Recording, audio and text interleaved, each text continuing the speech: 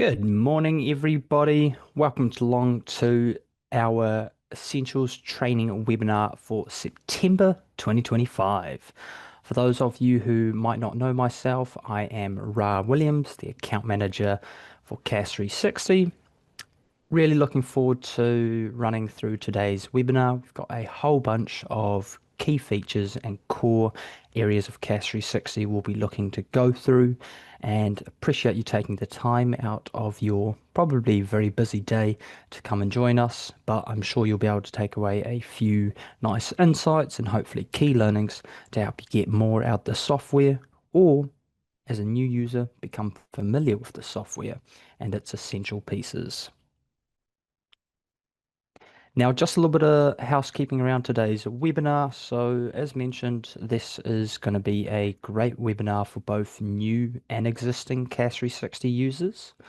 And if you do have any questions, feel free to actually send them through via the Zoom chat box, because I do have a couple of fantastic panelists with me this morning. We've got Kajal, who is our business development manager, and Shami, who is one of our CAS 360 product managers on hand to assist with any queries you've got. So if there's something that pops up or you're curious about as we go through today's webinar, do feel free to send those through, and our panelists will be more than happy to answer those as we make our way through the session. Now, it is a 3-hour webinar, so we'll be looking to wrap up at about roughly 12:30. Otherwise, it is also recorded, and you can find this up on YouTube as well. So if there's any parts you miss or you want to refer back to anything, do feel free to check out the recording of the webinar up on our YouTube channel. Following on from that, we will also look to have about a 10-minute tea break halfway through. So be a nice opportunity to stretch your legs or anything like that too. And lastly, this webinar is largely based off the Essential Training Manual, which I'll actually have one of our panelists share in the Zoom chat box. So if you were wanting to refer back to anything, or you wanted to have that document on hand, you are more than welcome to check that one out. And this is what this session is largely based off. A few tweaks here and there, but all the core essential areas that we'll be going through are very much reflected in that one there. Now, what are we going to be looking to cover today? Well, we've got a whole bunch of great stuff. So, firstly, I'll cover how new users can get started, or the key areas that will appear when you first log into CAS 360, and sort of connecting up to all the essential areas, as well as covering other key pieces like the homepage and some of the navigation tabs, our smart alerts, and of course core functions like annual returns, how to prepare office holder or director changes, as well as shareholder changes. Some nice little areas, and also including how you can go about preparing multiple company changes, which is a really great feature that I know a lot of firms do enjoy making the most of. And of course, the documents and filing side of things too. A couple of bonuses being the likes of trusts, reports, some of those settings that you can customize as per your firm's preferences, and of course our AML compliance workflow, along with some of our neat identity verification tools that you have available to utilize. So without further ado, let us go ahead and get into it. So, firstly, what you'll need to do if you are a new user to CAS 360 is just ensure that you have been invited to access CAS 360.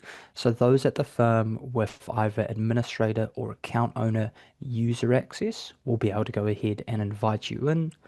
Following that's been completed, what you would then want to do, or if you're an existing user and you're just wanting to jump into CAS 360, of course, you can always access this via www.bglcorp.co.nz. And once you're on the website, what you will see is that nice shiny orange login button, and you can go ahead to log in to CAS 360. From here, you'll go ahead and enter the email and the password you've set up.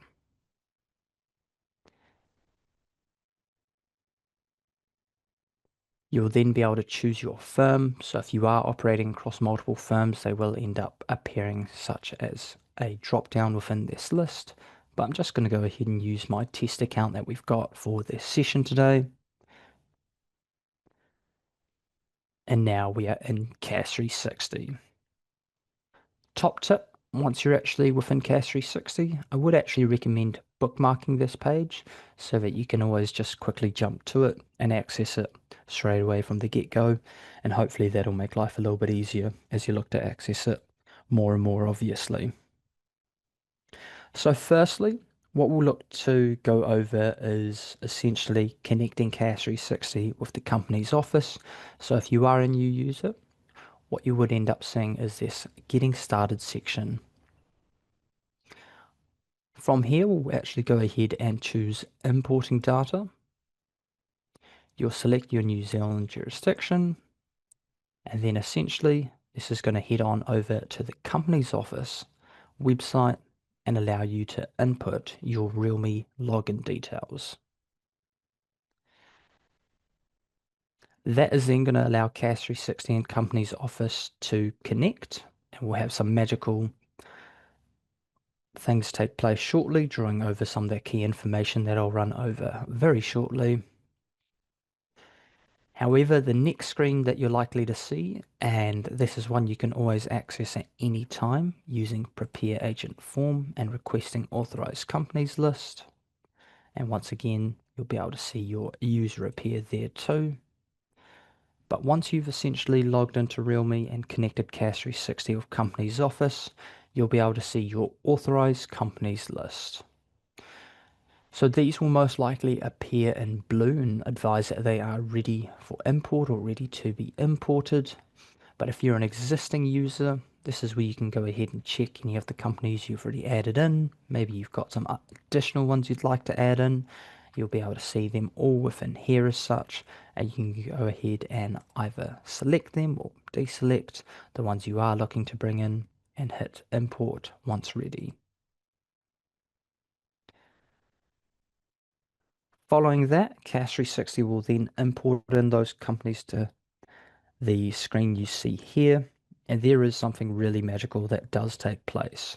So not only will CAS 360 bring over all the current addresses, it's also going to bring over all the current directors as well as shareholders, including their current share balance, and of course, all the key information such as the likes of the annual return month, last file date, and all that good stuff as such too. So really nice and simple and gives you access to all that key information you'll be wanting to work with and utilize moving forward. Wonderful. So that's essentially what it's going to look like in a nutshell for how you can go ahead and get started, integrating with Company's Office, bringing over that core information. But as mentioned, if you are an existing user, you can always check out that authorized companies list simply over here. Now, the next section I'm going to be looking to go over is essentially this top bar up here.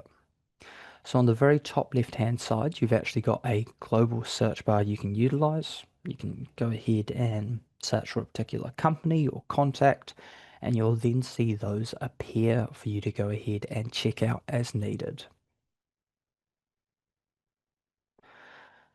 Moving over, we then have a couple of other options as we head over here, largely the community and feedback option. So the community section is essentially a community page where fellow CAS 360 users such as yourself can check out what others have posted or find out how others are going about a particular function or workflow. But this is where you can also create your own discussion and check out items further there too. Do feel free to check that one out further as you've got plenty on hand to do so. Just next to that though, what you'll see is we've got our feedback button. So if you've got any suggestions, see any areas for improvement that would benefit all firms, or there's been a particular feature you're actually really enjoying, do feel free to send that feedback through. We're always ears and we'd love to hear from you. Just be sure to hit send once done, of course.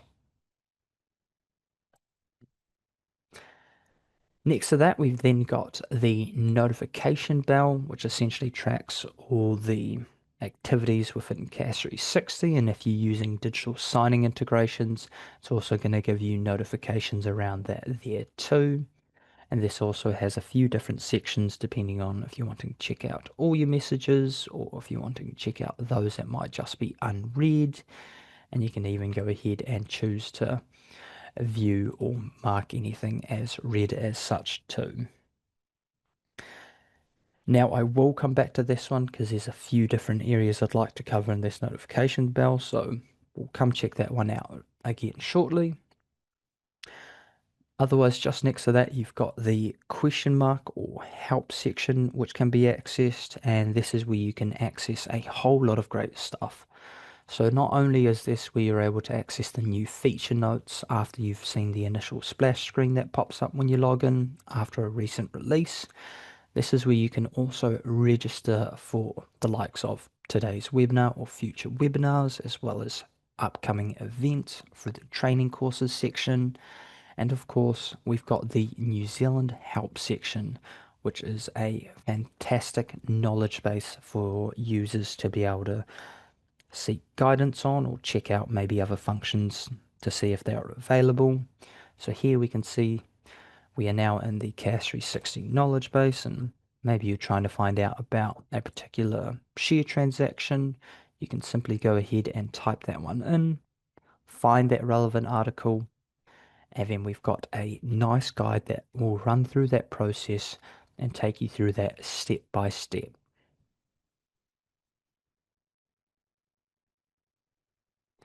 Now, on top of that, down the bottom, you will also see that it's listing out the supporting documents that CAS 360 will help prepare and generate for you. So it's really nice to be able to see, or if you had a question like, will it end up generating the shareholders minutes for me? Yep, we can see that one's listed there. Or maybe if it was around the share certificate, yep, you can see you've got all those wonderful options that will appear for you. So a fantastic resource, and if you're not already utilizing this one, I definitely suggest you do check that one out.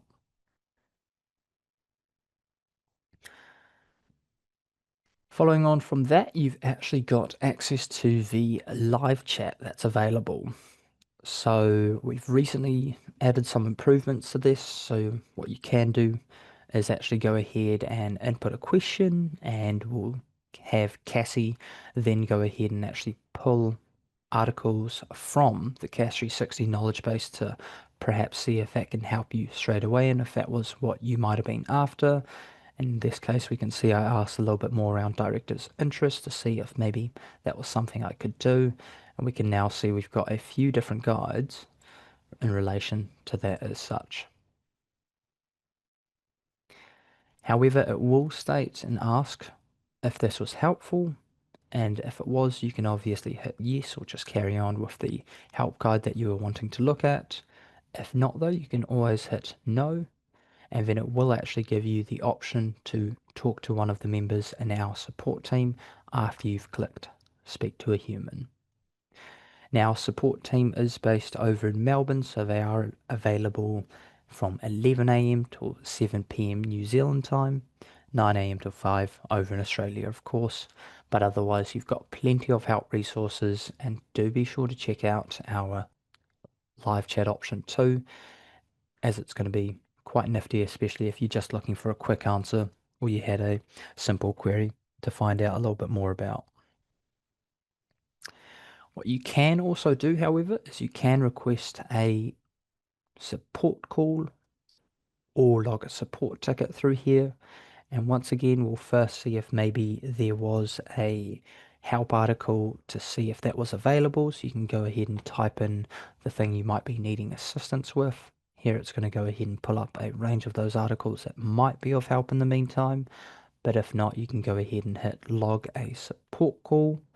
From here, you can choose whether you would like an email response or a telephone call. Go ahead and input your phone number, advise us what the issue you might be facing something around or have queries on, And then what I would always suggest is do be sure to turn this toggle on, which essentially allows the support team to access your firm's license and expedite the process of finding out what might be taking place, as they'll literally then be able to see what you are seeing as such. You do have a nice little text box so you can go ahead and give the team a bit more information as to the issue you might have run into or a particular query you're wanting to have assistance with. And you do also have the option to be able to upload any screenshots that might help in relation to this too. Once done, do just be sure to hit send, and our support team will prioritize setting up a support ticket and assisting you through that.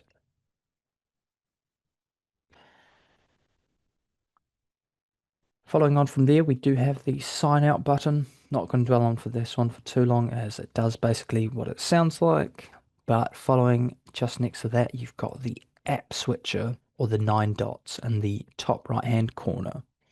So you've definitely got a couple of key items in this area here, including being able to access your integrations, the learning channel, which is another wonderful resource for especially new users or even existing users, as there's a whole bunch of learning modules that break down all the different areas within CAS 360. So it's actually even a little bit more expansive than what we're going to be covering today. And you can obviously check that one out in your own time. We've also got a few nice little quizzes and learning sections that'll help test your knowledge and is really worth checking out. Just next to that, and this is especially important for those that might have administrator or account owner user rights, is the users section. So actually go ahead and check that one out a little bit further by clicking into it.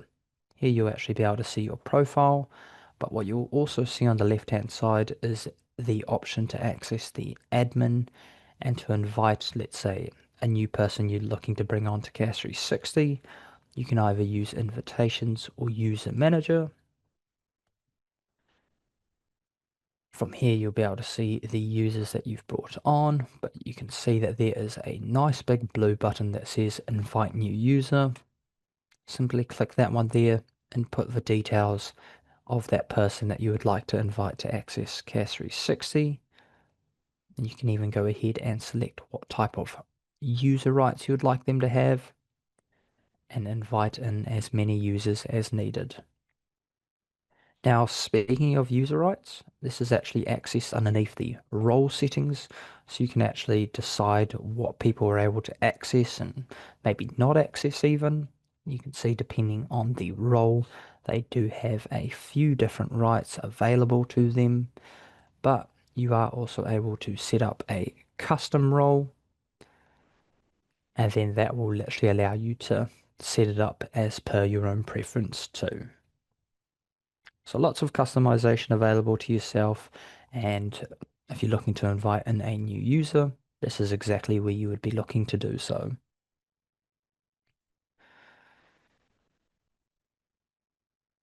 Awesome. So that's essentially that top wing navigation bar there. Hopefully that's going to give you a few insights into some of the different areas. Now, one of the pieces I did touch on lightly was the notification bell. I did just want to come back to this for a quick minute to show you guys a little bit more around this one here, as it's probably going to be really helpful in your day-to-day side of things. But as mentioned, this is where essentially you can track all your comings and goings of transactions prepared within CAS 360. If you do have digital signing integrations turned on too, you'll also get the notifications when documents have been signed, who they've been signed by, and of course the same with the likes of lodgements once you've filed through to CAS 360, any large downloads, and a whole bunch of other helpful information such as that. Now, a bit of a top tip for you, you will also see that there is the settings section that is available. And what you can do is you can actually go ahead and set up if you'd like to receive email reminders from CAS 360. If this is of interest, go ahead and simply turn that toggle on, and then you've actually got a range of different areas that you can choose to be notified about. Simply go ahead and select the ones you do wish to be notified about. And then scrolling further down, you'll actually be able to access when you would like to receive that email. You can also go ahead and choose when or what day you are going to be receiving that email and what time that one you would like to have sent through. So you can really adjust it to your own workflow and ensure that that one comes through to you at the most suitable time and is really worth doing so if you haven't already got that turned on. And do remember, once you have set that up to your liking and you would like that to be applied, be sure to go ahead and hit save to have that one then apply moving forward. Now, what you will also be able to do is if you come back to either all or unread, is you can actually go ahead and hit see all messages. And this is then going to essentially take you to the messages section that's on the left hand side here, which is basically an expanded version of the notification box, breaking all those notifications into further detail. So here we can see we've got a lot of that core information on hand of the status of what's happened around those documents as such, whether it's been signed, submitted, rejected, whatever it may be, alongside the likes of if any emails have failed.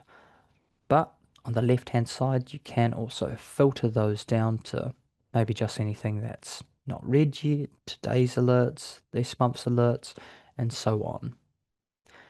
So the inbox is obviously all the notifications that are coming in. Outbox is where you'll be able to track anything that has been sent out, and this also includes being able to see if there's been any emails that have been failed to delivered. So in this case, it's going to let you know, hey, one has been sent out, but the other might need worth checking and updating. Once again, you've got some advanced filters on the left-hand side that you can use to filter those down to find out if you were looking at checking out only one thing in particular. But moving on from that, you've then got your pending outbox. So if you've got any automated document reminders, this is where you'll be able to go ahead and see those ones. And once again, you can filter to see maybe what's scheduled for this week or later this month, or even today, of course.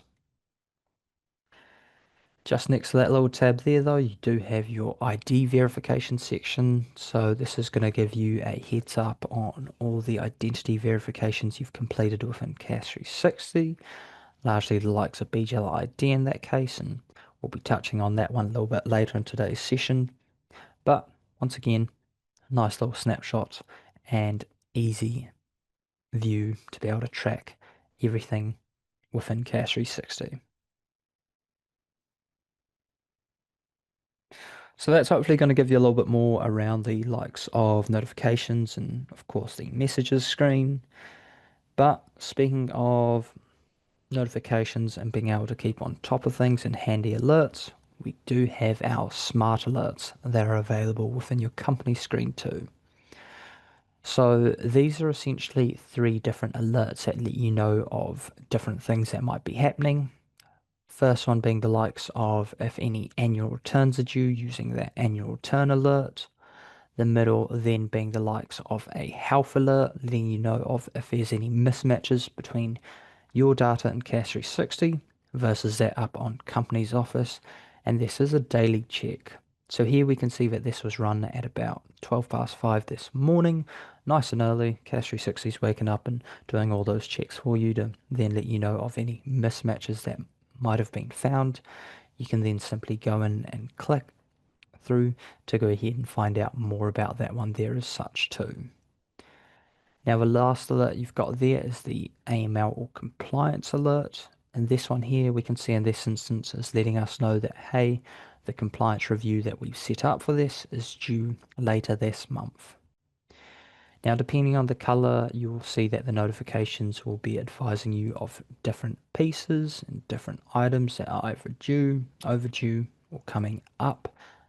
And this also includes, for the likes of that compliance alert, if you've added in any identity documents such as a driver's license or passport, if that document has now expired, you will be able to see that one occur and allow you to go ahead and action that as needed. So a whole bunch of great alerts, and if you're not too sure what they are referencing, either simply hover over that one to find out more, or check out the legend up the top, which does break those ones down for you a little further too. Once again, however, you do have advanced filters on the left hand side, so maybe you're just wanting to check out those that might have annual returns due or upcoming. Maybe you're just wanting to work through some of your health checks and just see purely which companies have any of those mismatches. Or you might even just be wanting to check out any that have a expired driver's license. So a whole bunch of very helpful advanced filters that let you focus in on what you need to get done and action the soonest. But once again, go ahead and check that out and do hope that these help streamline things a little bit further for you. Now, the next section I'm going to be looking to cover is the annual return functions and workflow. So this can be accessed underneath the returns tab on the left, and this will bring you through to your returns, or your annual returns, I should say. But just before I get into that, I'm actually going to quickly show you a nifty report from the report section. So this is where you can access all of the reports that are available on CAS 360, but I'd like to especially highlight the annual return listing report. So if we go ahead and click into that one there, what you'll be able to do is you can actually go ahead and apply a filter if you were just wanting to check this out for a particular set of companies or annual return period, of course. Can even go ahead and filter that down by the agent as well.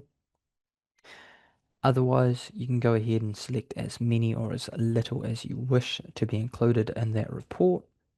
I've even got a few report settings that you can use to adjust what is going to be seen within that report. So maybe you do want to see labels, maybe you don't. Simply just turn that on or turn it off as such. Same applies with maybe if you did want to see the partner or if you didn't want to see the partner attached to that company. Once done, go ahead and export that out either as a PDF or Excel format. In this case, we'll just check out the PDF format. And here we can see we've got a little report that then covers the annual returns and some of that key information around it, including the status as to what's happening with that one as such too.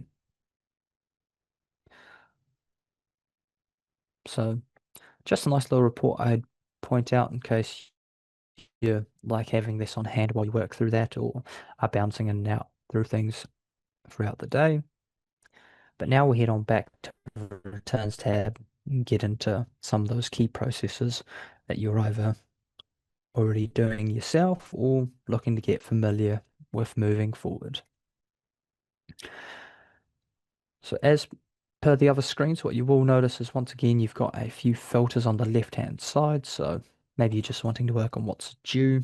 That's then going to go ahead and filter that down to literally those ones there. But you can always choose to reset that and have that whole date range applied that is currently up there as such. So one of the first things I would like to point out is you'll see that there is the comparison report.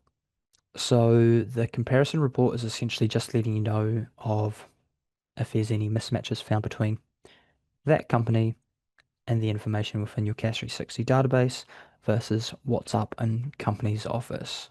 So once again, you can simply hover your mouse over this and this will point out any of those mismatches, but you are able to go ahead and click into that there, and this will expand into a larger view, giving you those exact details as to what might be out or what might not be.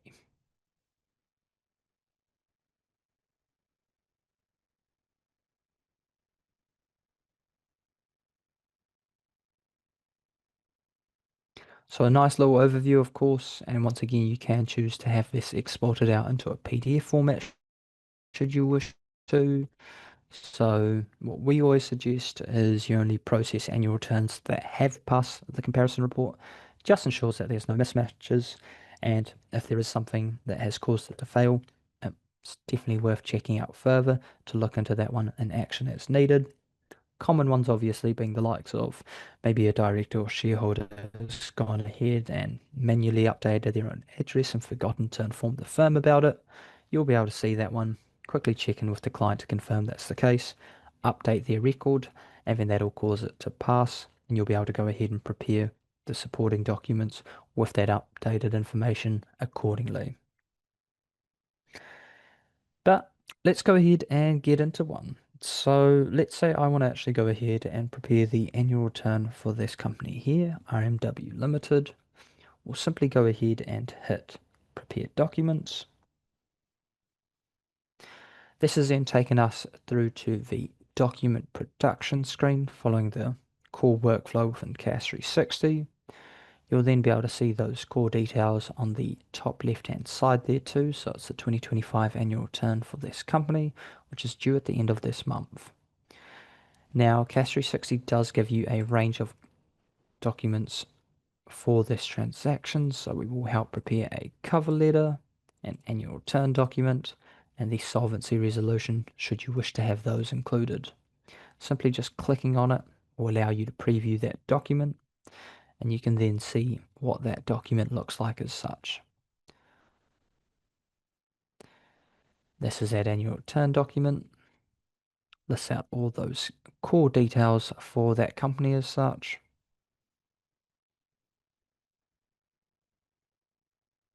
including shareholders and directors and addresses, of course. Now for this, we've got the signing line turned on, where you can see that we've got a signing line for one of the directors, or Bard and Stout in this case, but you do have a few settings that you can use to adjust depending on your own workflows at your firm too. And lastly, here's that cover letter I'd clicked on too as well. So do know that you do have a couple of options next to each of those documents there, and maybe if you only wanted to send out a particular few documents, you can just choose to toggle those on or off as per. And where you can see that pen icon, it simply means that there's that signing line on that document for a client to sign off on. But if you go ahead and check out the options, some of these documents will allow you to go ahead and adjust those settings and what the document will appear like. So in this case, I do know that some firms don't have their client sign off on the annual return document. You can actually go ahead and choose to turn that off, and that'll remove the signing line as such. Got a few other settings you can choose to adjust on that annual return document, such as maybe if you didn't want the officer birth details to appear within that document, and same with the likes of maybe if you wanted to change over who was signing that one there, if you did have it signed as such. Now, just underneath that, we do actually have the document template. So all of the documents are able to be customized further, and it had the wording adjusted. And if you have set up any additional templates, this is simply where you'll be able to go ahead and access those if you haven't already set that other one to a default copy. So you can even set the new or variations to be the default if that's the main one you're going to be using. So I'll just go ahead and change that over to one I've set up previously. Once you've done that, you can go ahead and hit save. So we can see I've changed over the signing form signatory to Clifford and change that template. Now, if we go ahead and take a look at that document, we'll probably notice quite a few changes. So here I've just made some basic changes, adding a little bit of branding to it, adjusting some of the fonts. And what we will also notice is down the bottom, that signing line will now be updated to reflect Clifford instead of Barden this time round. So nice and straightforward. And of course, all the wording in the templates can be customized, but if you want to add in your own firm's logo, have particular fonts, anything around that as well, you can look to action and have that implemented. Now, in today's session, I will be utilizing digital signing because it is a very popular option for a lot of firms and definitely also helps to streamline processes there as such too.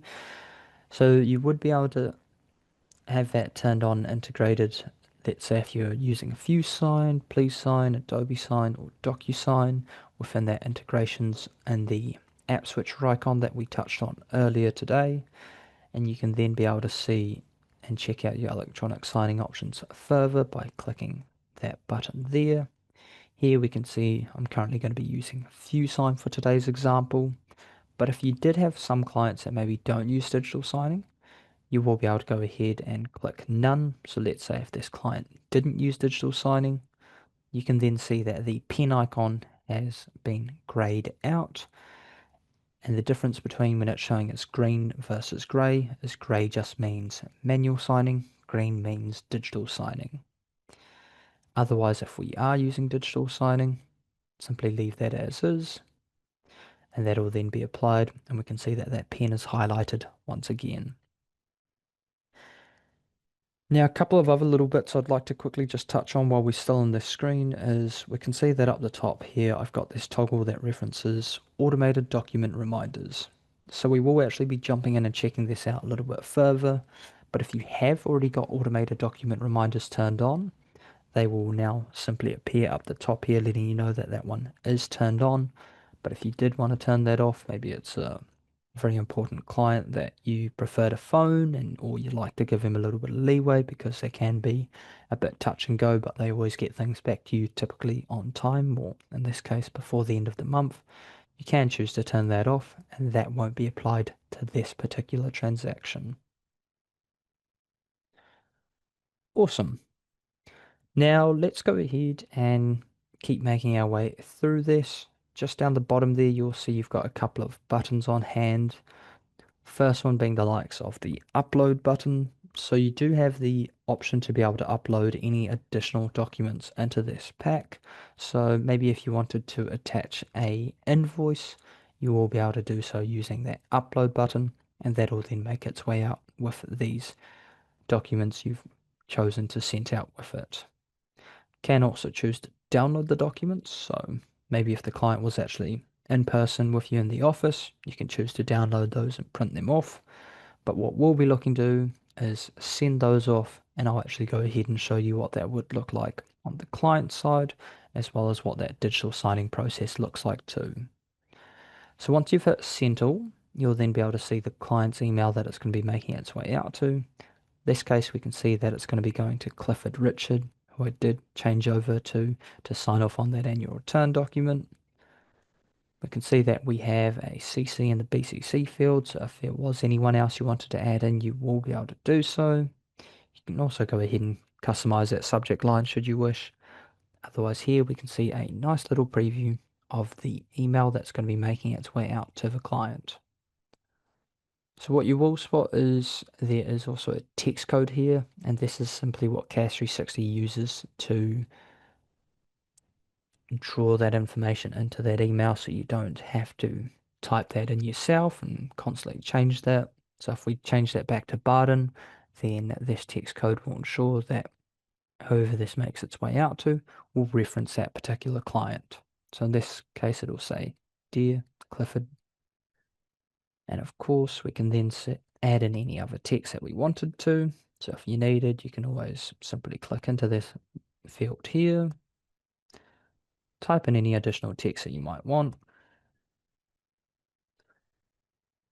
and so on.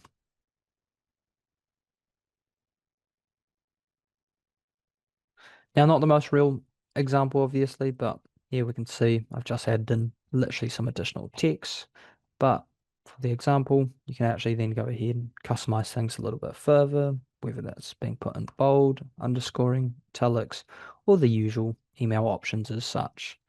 So maybe if it was something that's getting towards the end of the month and is getting a little bit more urgent, you will have the option to be able to literally type in anything that might encourage the client to get that back to you sooner than later. Now with this email template though, we can see it's been customized a little further. So we've got our BGL logo in there, and once again, similar to what you can do with the document templates, the wording of it is all adjustable as such. Now it will also auto-populate that due date, and we'll see this all oh so shortly from what it would look like on the client's end as such. Once done though, go ahead and hit send, and that'll then make its way out to the client. Fantastic. Now, just before I go ahead and get into that one there, what I would actually like to reference is if you are using digital signing, we'll quickly just make our way through to the document screen, is the fact that the status is updated in live time. So if you're using FuSign, for example, this is currently listing that it's FuSign sent to client. However, once we've gotten that one signed, that'll then go ahead and update to FuSign signed by client. And obviously, once you know it's been signed, you'll then know it's good to go ahead and be lodged as such. So a nice little update that I thought I'd just quickly touch on because we will come back to this one and see that change come through. But while I'm within CAS 360, I did also just want to quickly touch on the fact that you've also not only got the option to be able to individually prepare annual returns, but you do have the option to be able to bulk prepare annual returns. So if you are looking to prepare annual returns in bulk, you can simply either go ahead and select them using that tick box as such, or using that top option there, you can go ahead and select maybe all that have passed, all, or whatever it may be. And following on from there, you will then be able to choose, you can either prepare the documents, and here we can go ahead and once again select what documents we would like to have make their way out to the client. This includes being able to customize which template that particular client is receiving. And of course, what email template is also going to be making their way out to that client. So maybe if there's a client that you're literally always having to chase up and you know they're not very good at getting documents back to you, or if you're doing a large preparation of annual returns closer to the end of the month, you might want to change it over to an urgent template you might have set up or something similar as such to that to encourage the clients getting that back to you as soon as possible.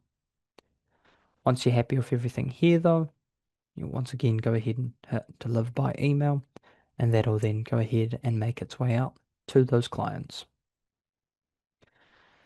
Now, I do know that there's also some firms that might actually just go ahead and perhaps file the annual return if the clients, let's say, advise them that no changes are necessary. You can also see that everything is passing the comparison report. You can actually go ahead and choose to literally go ahead and select just those ones there. So let's say these three here are ones that I am needing to just simply go ahead and lodge. No documents need to be prepared or anything else such as that. I can go ahead and choose that other option right next to it, which is highlighted in orange.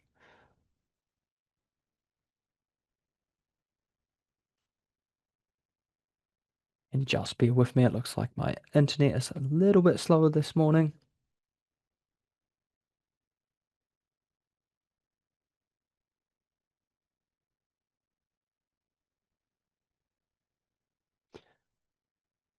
Just give it a quick refresh and we'll check that one out once again.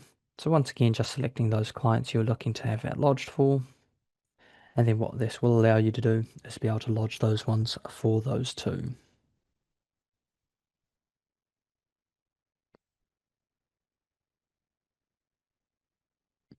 Now, this is the screen I was just looking to reference there for you, but you will be able to select the agent that you're looking to file that one for, and of course, the organization too.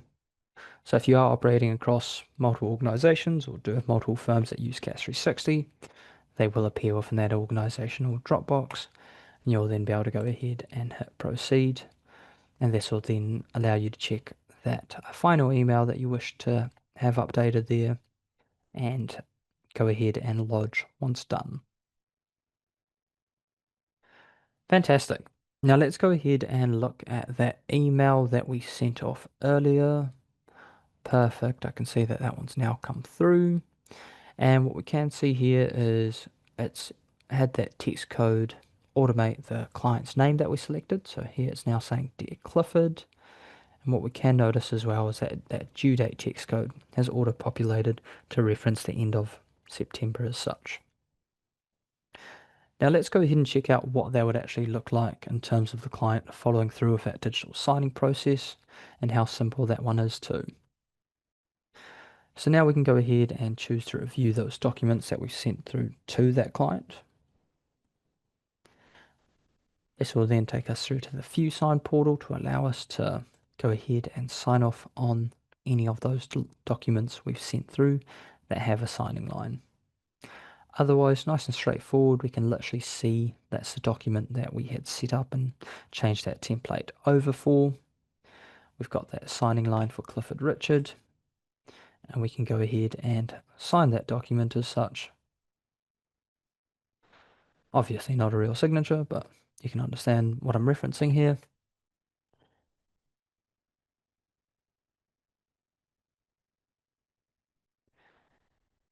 And now that that one is done, what we will also notice is we'll end up getting a little notification for that one shortly to advise of the annual return document being signed.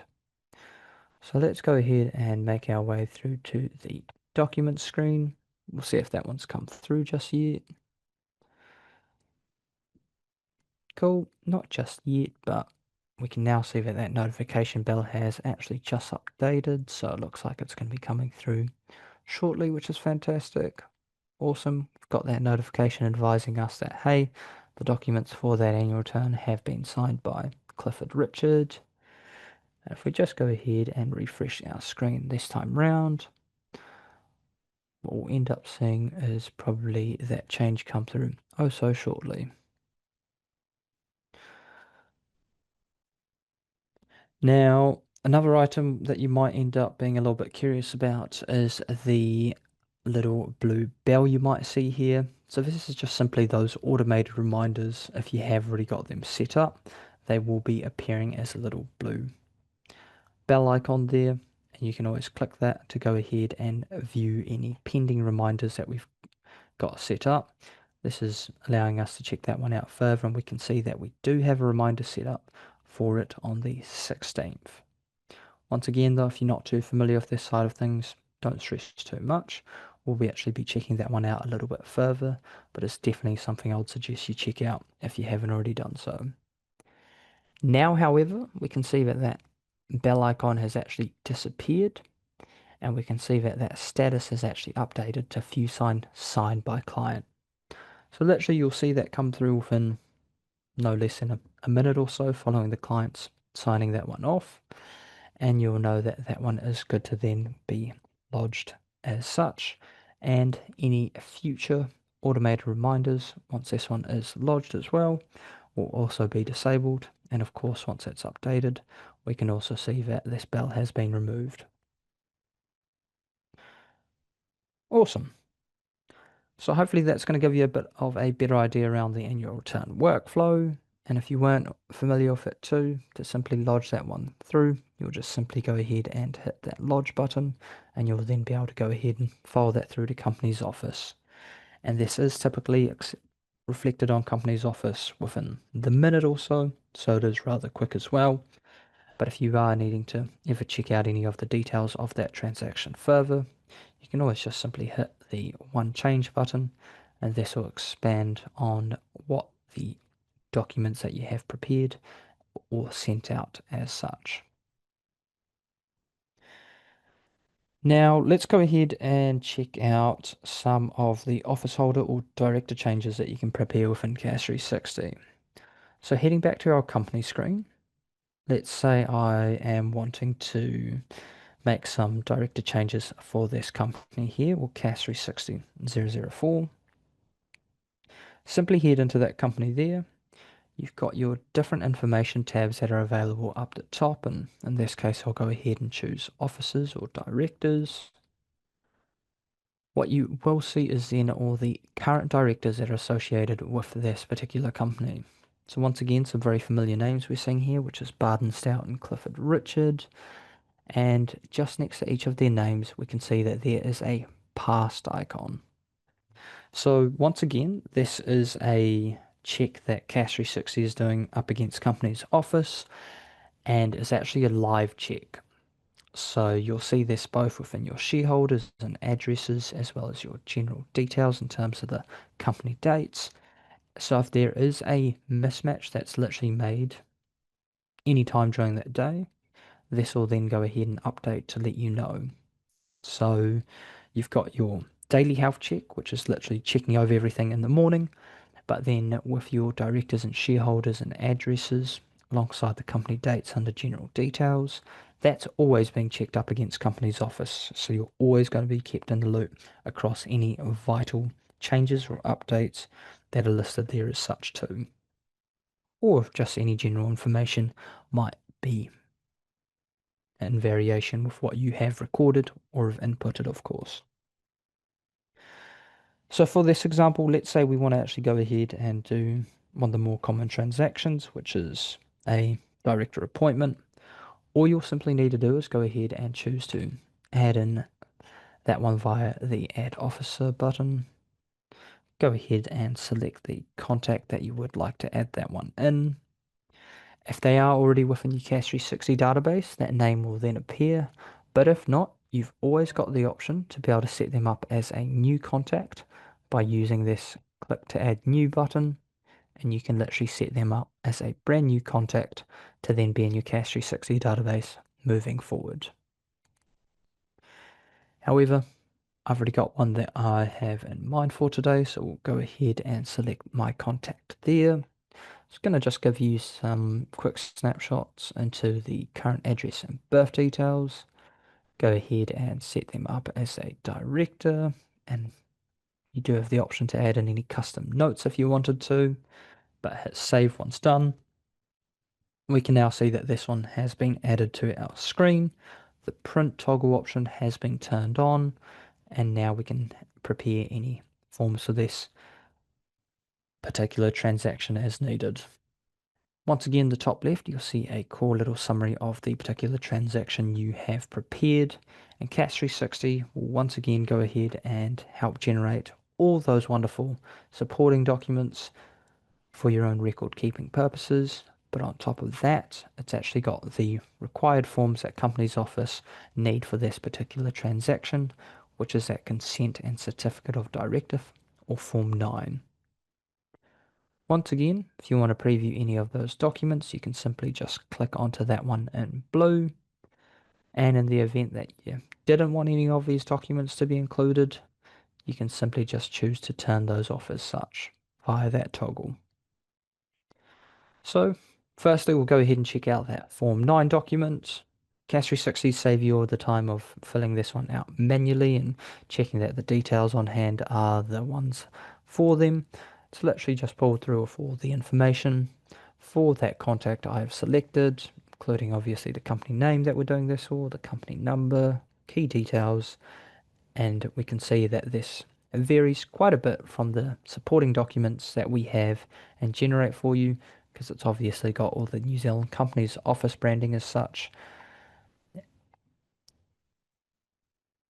Now if we check out some of the other ones that CAS 360 will help generate for you, such as the company change summary. And once again, this is just our master layout, so you are able to customize the wording and sort of look of these further to really reflect your own firm's branding as such. But what we will notice is that the new officer or director appointment has been added in, alongside showing us the current ones that are there.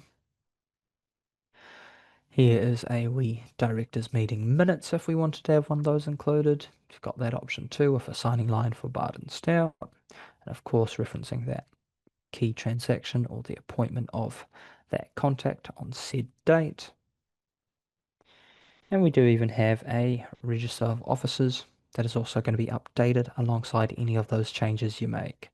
So here we can now see that the contact has been added to the director's register, including the call date and place of birth information too, and current address as such. Now, a couple of quick tips with this one that I do come across quite a bit is If you want to actually have all the directors sign off on that director's minute document, you can actually go ahead and hit the options button next to that and change that over to a resolution. Go ahead and once again hit save there. Now when we go ahead and take a look at that document, this has changed over from a minute to a resolution, and we'll have a signing line for all the directors to sign off on that document as such. Same applies with the shareholders minute or resolution as well. You can simply use the options button and change that over to a resolution, depending on what you're looking to include or have set up as such. So nice and straightforward. Once again, with that, you'll end up working through that same workflow. Let's say if the client is in Office with you, you can choose to go ahead and download that one. If there's any additional documents you maybe wanted to send off to the client with this pack, upload that using the upload button. And if not, once ready, hit send all. You'll then go ahead and see that preview of the email that would then make its way out to the client, and then you'll be able to send that off as such.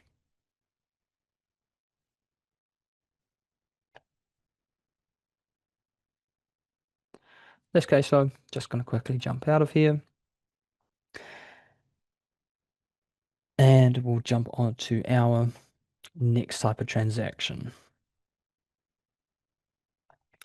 Now that I've actually inputted this one, we will actually see that, hey, we've got that mismatch now occurring, and it's letting us know that, hey, this director does not exist in company's office register. However, once you've actually gone ahead and lodged that through the company's office, that will then go ahead and clear away and mark as pass. So it's really nifty if you've gone ahead, started a transaction, maybe got a call and had to step away from the computer and jumped into a few emergency meetings thereafter. You can then come back. You'll once again see, hey, there might be a mismatch. You can simply click into that there, and then you'll be reminded that, hey, you started something, but you maybe yet to send that to the client or lodge it with company's office, and you'll then be able to action that and keep everything in line as such. Another common transaction you might come across though is resigning a company director. So maybe let's say Clifford here is resigning. You can simply go ahead and select the status, change that over to reflect the change that's taking place. In this case, it's going to be resigned, but you can see that if a director does pass, you are able to mark them as deceased. So we'll go ahead and change that over to resigned. We can now see that that cessation date has automatically set itself as today's date. Go ahead and have that one applied. Once again, the print toggle has been turned on, and we will then be able to go ahead and prepare any supporting documents for that one as such. CAS 360 once again has created a range of supporting documents. And if we go ahead and actually take a look at the officers register or the directors register, you'll be able to see that this now includes the cessation date for Clifford as such too. Company change summary will also reflect the appropriate change that is taking place too. So here we can see that that's reference for Clifford, and now the current company directors are only referencing the two that we have on hand. And of course, you've got your director's minute or resolution or shareholder option that are available as well. And if you see any of those pens, just references that signing line once again. And let's say I've got Clifford in person with me. We can actually go ahead and hit that download button. These documents will now be downloaded, and you will be able to print those off as needed. Once again, we can actually see that that mismatch has kicked in because it is that live check. You can actually expand on that a little further, and it's letting you know, hey, company's office, this is still recorded as appointed. So it's also going to give you a bit of a guardrail if you've actually gone ahead and changed something by accident, and it actually should be kept as is. We'll actually be able to go ahead and import that director information in if you wish. But let's say we're sticking with this scenario and Clifford is indeed resigning, But what's actually happened is Clifford's advised you that he's not resigning today anymore. He's going to be resigning in a week from now, as there's just a few additional matters for him to take care of. Go ahead and hit Options, choose Edit, and you'll then be able to go ahead and change that cessation date over to, let's say, the end of next week, perhaps. You can go ahead and add in any custom notes as per, hit Save. We can now see that that date has been updated. Print toggles turned back on. We can go ahead and prepare the forms for this one here, and we can see that that date change has been applied. And if we look at any of those documents, but in this case, the Directors Register, we can also see that that date change is now in place too. Same with the other likes of your company change document too. It's all going to be reflecting that new date that we've inputted. So super simple. Let's say you're now able to resend that through to Clifford or have those documents reprinted with the correct date. Nice and straightforward to be able to make that change and can be done in less than literally a minute or so. Fantastic. So that's a little bit more around the director screen and sort of how you can prepare any of those changes as such. Let's go ahead and check out our shareholders screen.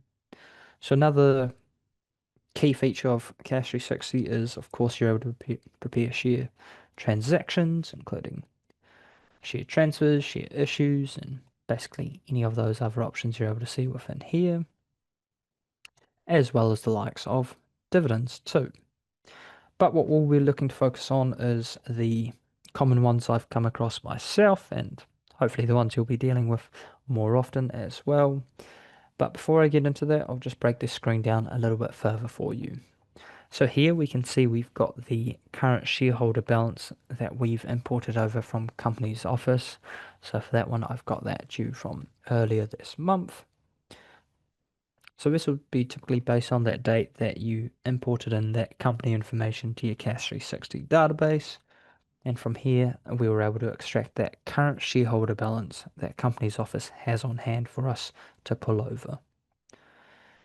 Now, on the left-hand side, you do also have a breakdown of the current total shares and percentages and such. So if you're a nice visual person like myself, you can quickly glance over there and see what's going on at a snapshot.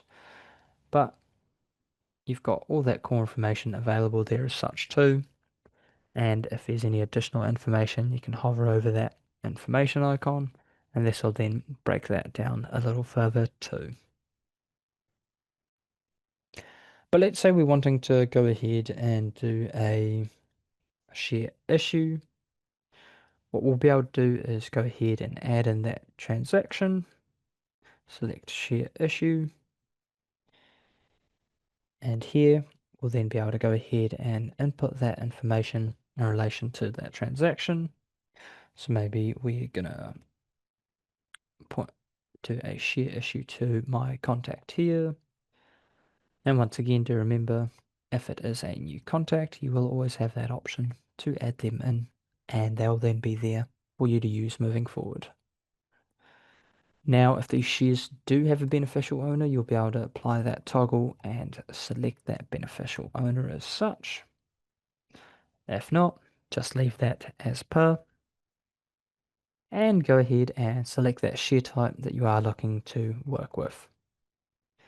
Now, if it is a different value or such, you will actually also be able to type in share, and you'll actually be able to see a few of the different values that we have available for the shares within CAS 360. They've got a huge range, to be honest. But once again, if it's actually going to be a custom share, then you would look to add that in using that new share type, and you can input in all that great information so that you have those share types available moving forward for that company. Of course, just be sure to add in all that key information such as amount paid, amount unpaid, currency, and description of said share. However, I'm just going to go ahead and run with the $1 ordinary share in my example today. And let's say we're going to go ahead and add in a share issue of 20 shares. If there is any amount paid per share or amount unpaid, simply add that one in. Custom notes should you wish to add to. Now, if we actually just scroll down a little bit further to the certificate details, what I would like to reference is CAS 360 is going to be really nice and clever and actually update this in sequence of the transactions you've added to CAS 360. So as this is our first transaction within the software, that'll list that as certificate number one. And we'll see this update as we go about a few different transactions moving forward. Now we can see that that share issue has been added in for my contact.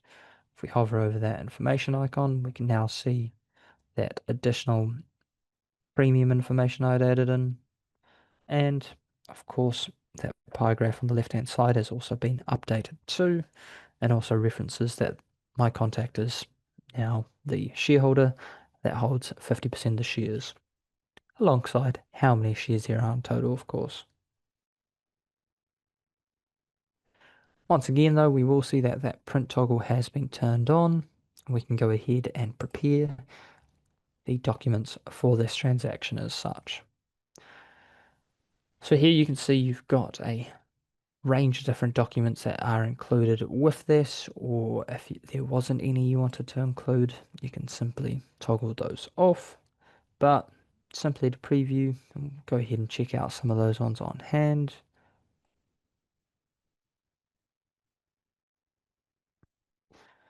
First one being the likes of a little application for share letter that we've created here for you to use. Lists out that key information, of course. And once again, this is just a base template, so you're able to go ahead and customize that further should you wish, but otherwise it does list all that core information. Same with the share certificate. That also includes a signing line, a couple of signing lines, I should say. A wee shareholders consent form that you might wish to include.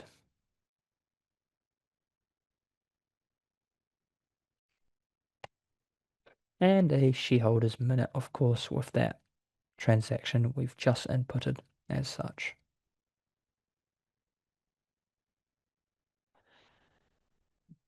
Now, as per usual, as referenced, you can always just choose to go ahead and include any you do or do not wish to have printed out or sent off. And just like the directors register, if we take a look at the shareholders register, we can now see that that has been updated to include the share issue that I've just added in.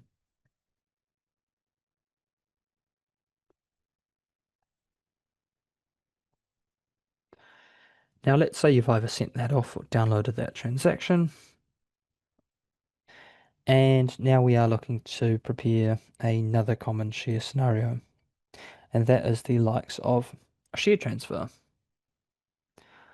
So we'll go ahead and hit add transaction, and we'll choose share transfer.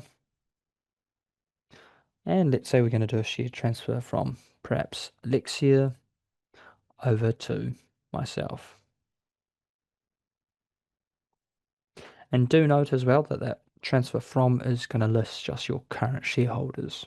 So unlike the transfer to, where you're able to select any contact, because it could be someone that isn't a shareholder of that company at this stage or whatever it may look like, you do always have that flexibility as well.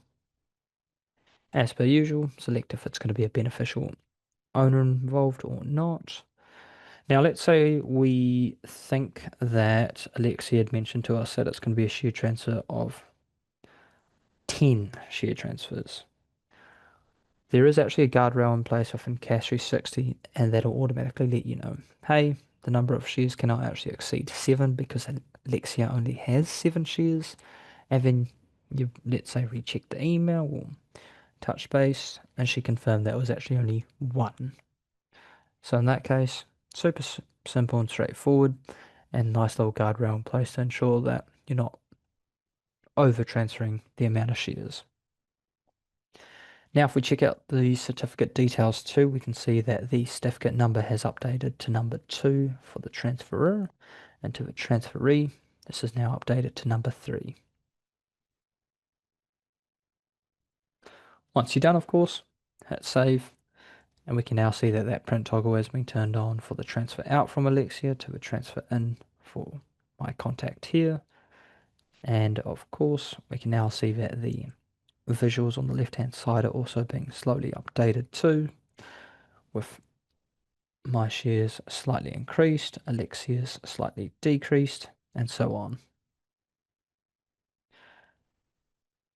And you as in this document, what I will like to point out is that share transfer form.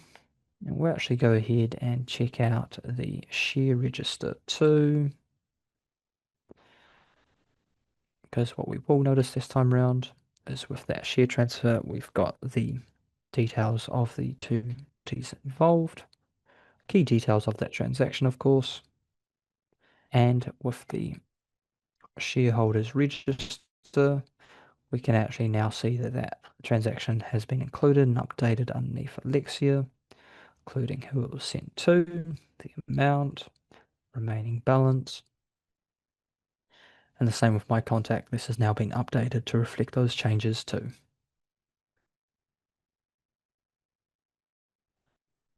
As per usual, you can then choose to either download those or send all of those out to the client, and they'll make them go from CAS 360 on their merry way out.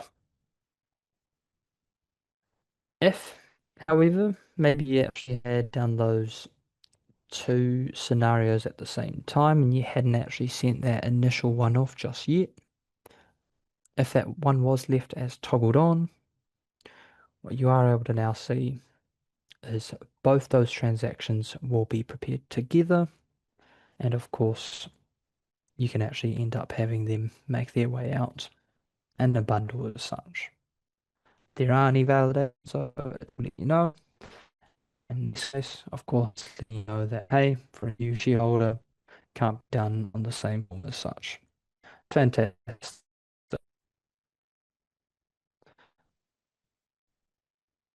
Otherwise, share sort of the detail around members.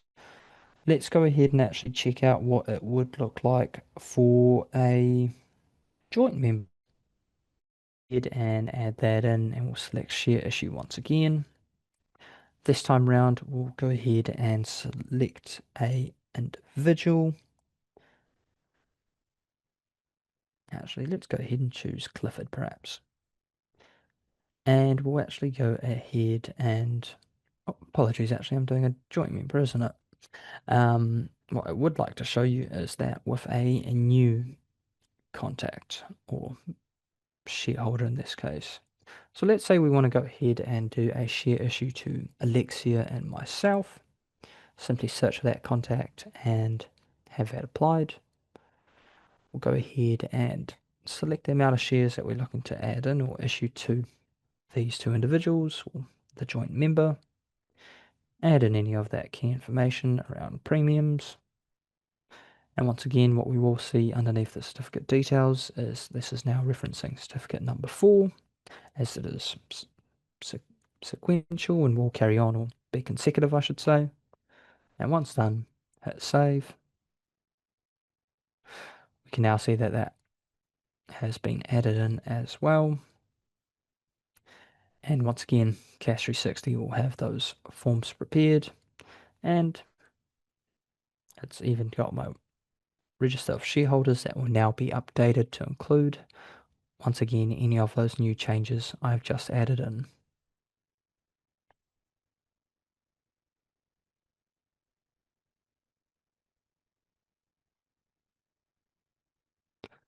Fantastic. So relatively nice and straightforward, as you can see, with share transactions and different items you might be looking to prepare. And of course, all the charts will be updated. Now, you would have remembered in the director's screen or officer's screen, I had referenced the live checks. And now what we can see now that I've actually inputted a few different transactions here is we've got a mismatch now appearing, simply letting us know that, hey, you've got some mismatches on hand. Now, it hasn't actually been triggered by the email, as we haven't actually added in the email or changed that email in this case.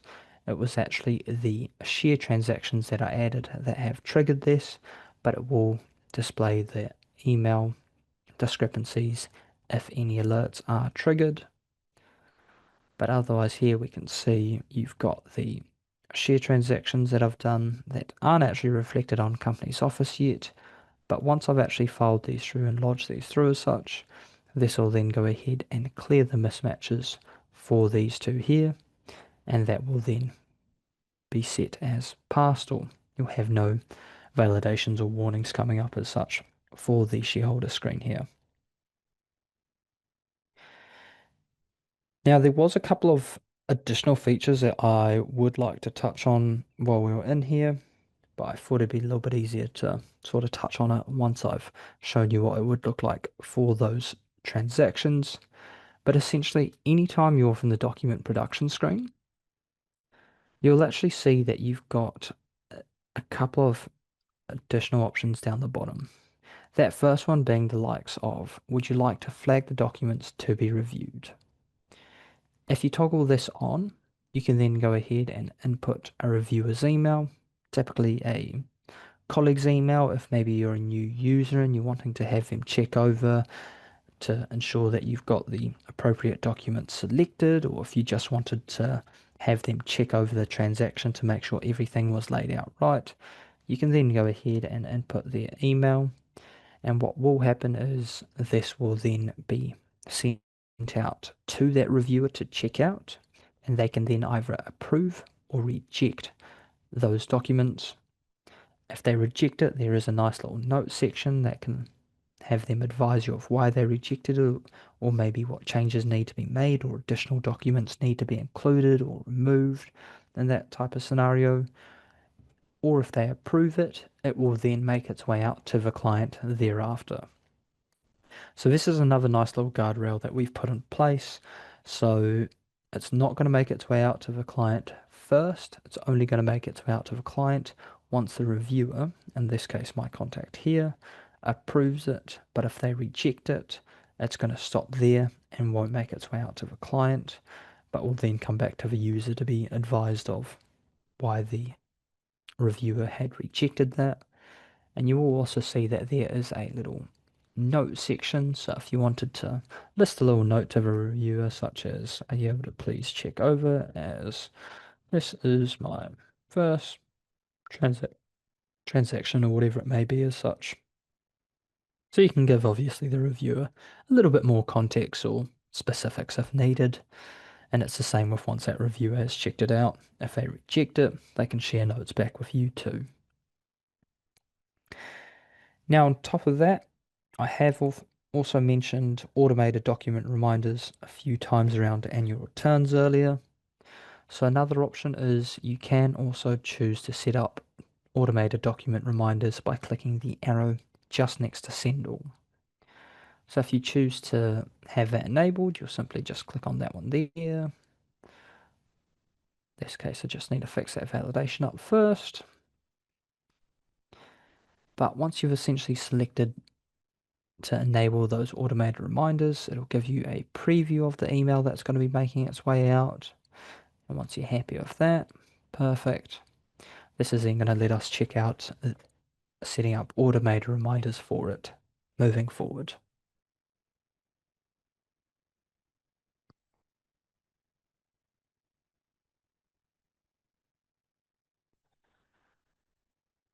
Mm, mm, mm.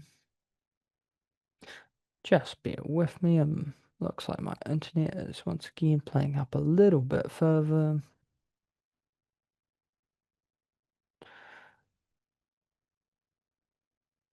And as per usual, if you only needed particular documents to make their way out, just select those ones as is, or select the ones that you did want. Anyway, as referencing, do have that one set up as you wish.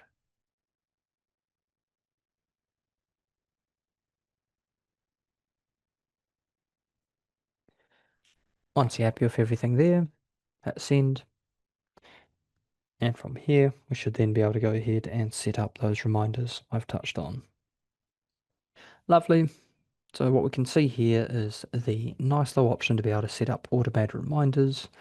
Now the first reminder is going to be set up for the day after essentially. Maybe this is a client that is pretty good at getting things back to you, so maybe you wanted to push it out to a week later.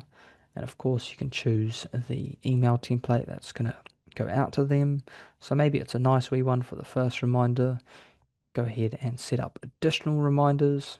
That one then is going to basically be few more days on from that next reminder, but once again you can keep customizing that as needed. And of course, maybe as it progresses further on, you might want to adjust that email template to reference the urgency behind it and getting that one back to you.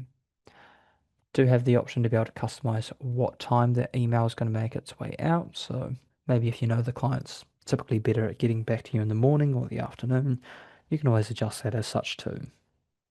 Once done, you'll simply hit save, and that'll then be applied and set moving forward.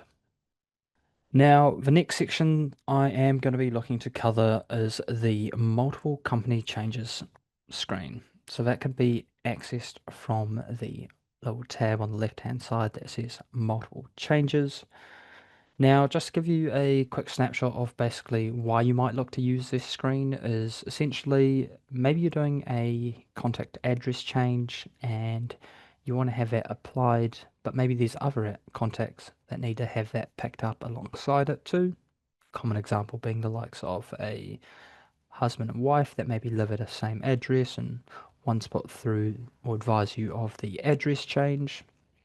You'll then be able to go ahead and prepare that, pick that up for both and update that accordingly.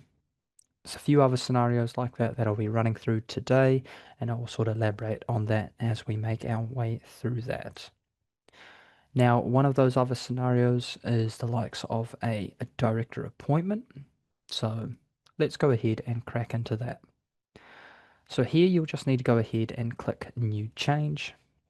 And once again, you can see you've got a range of different changes that can be actioned, including company address changes, the contact address, and of course the company change such as a director appointment or resignation. So in this scenario, let's say we are wanting to do a director appointment.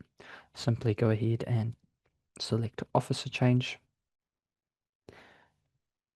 Go ahead and select the contact that this is going to be applied to. In this case, I'll just keep working off my own contact.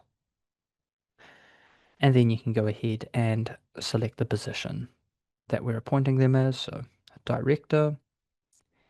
From here, we can then go ahead and select the companies that this is going to be applied to.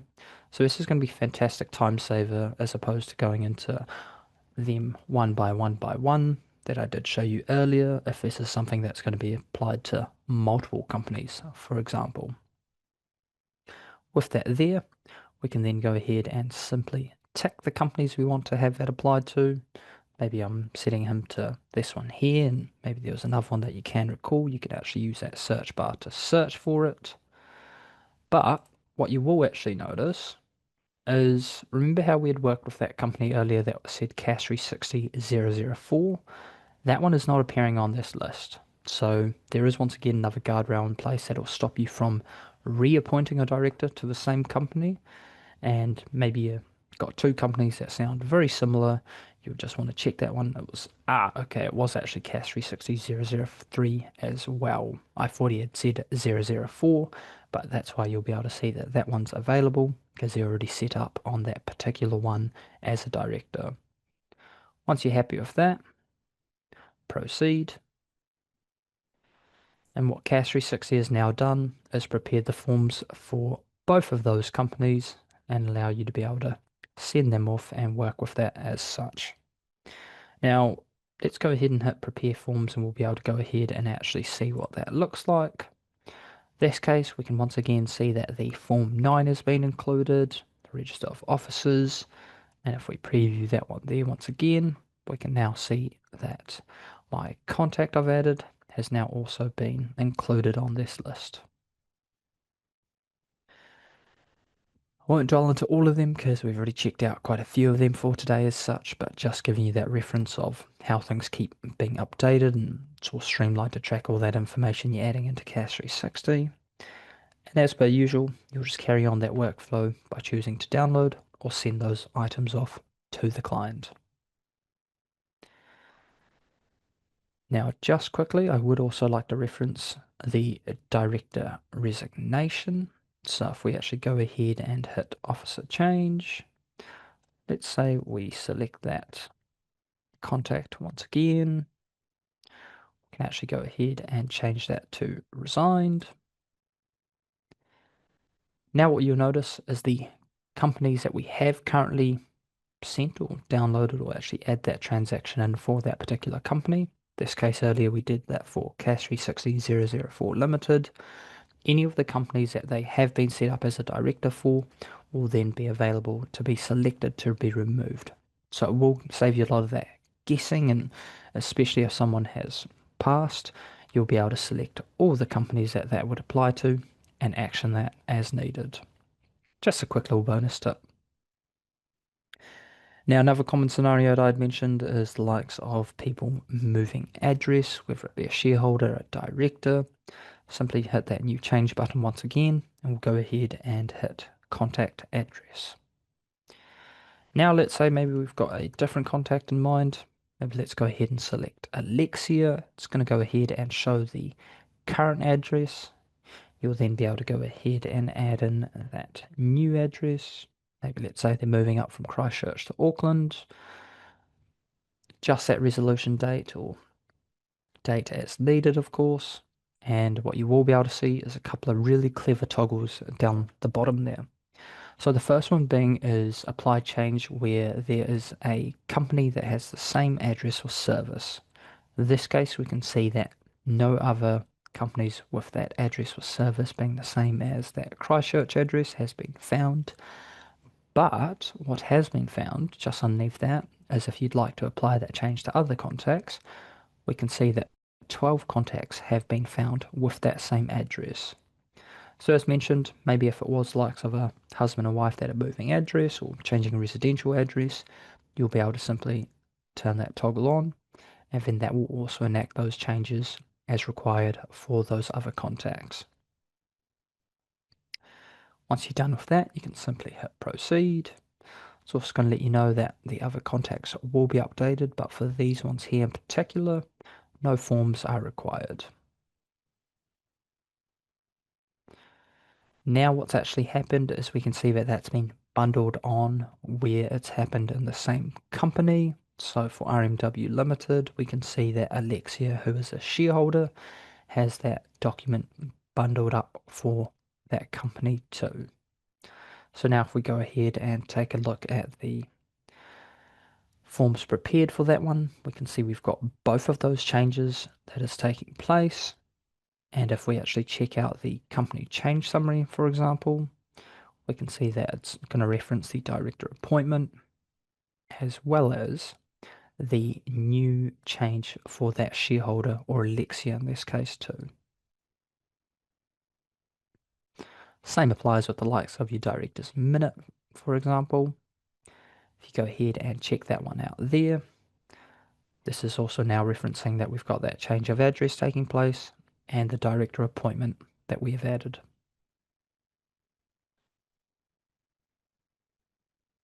Now, just going to exit out of here because we're not going to look to action anything there just yet.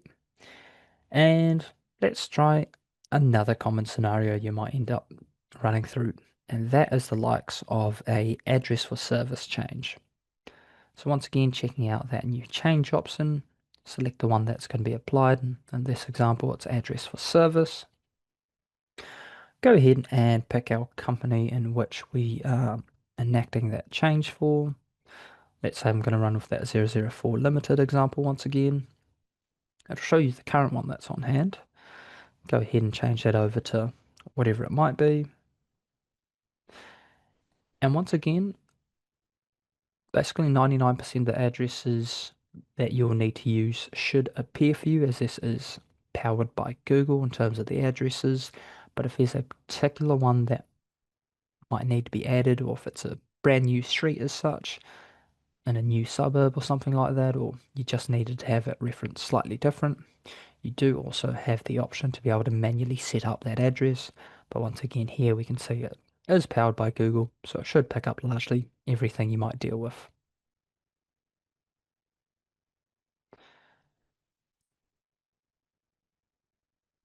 Now, what you will also notice is with the resolution date or effective dates, CAS 360 has automatically put this forward at least 5 days in the future because Companies Office do require it to be at least that many days far forward. You can, however, push this forward even further if you need. Something that you might want to consider if clients especially take a long time to get back to you, um, or if you've been notified of a change very early on the process and it's not taking place until maybe the end of the month, for example. Now, what you can also do is you've got those clever toggles, and the first one being is if you'd like to have that change also applied where other company addresses for CAS 3604 Limited are. So maybe if they're also updating the address for communication, meeting address, you can simply choose to toggle those on or off if you do.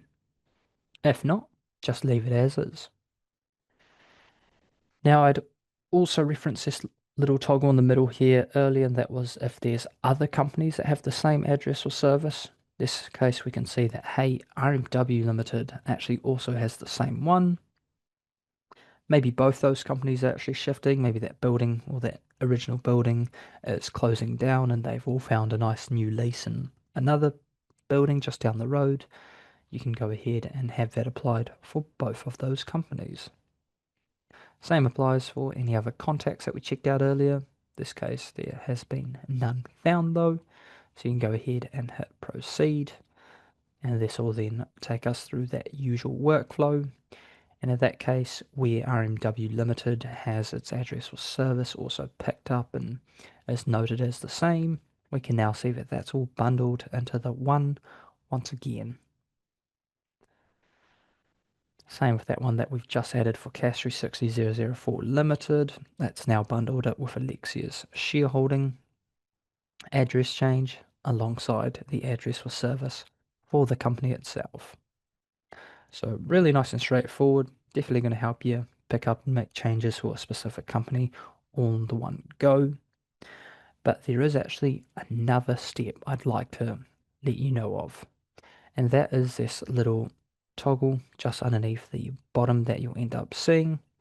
And in this case here, we've got one up the top here. So if you hover your mouse over it, it's going to go ahead and let you know that, hey, there's actually another change that has been prepared, but has not been sent or downloaded, for example.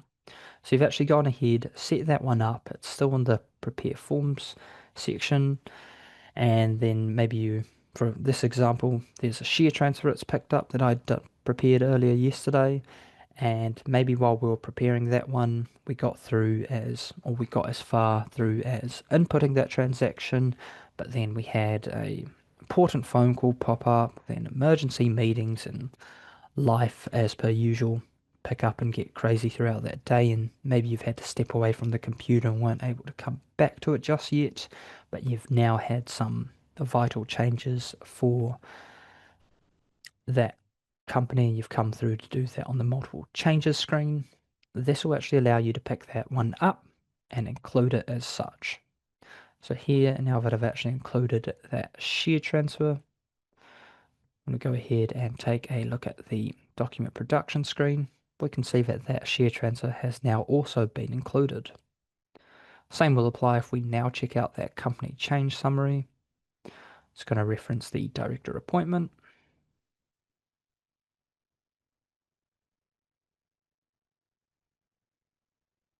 as well as the shareholding changes taking place too. Same with the register of shareholders.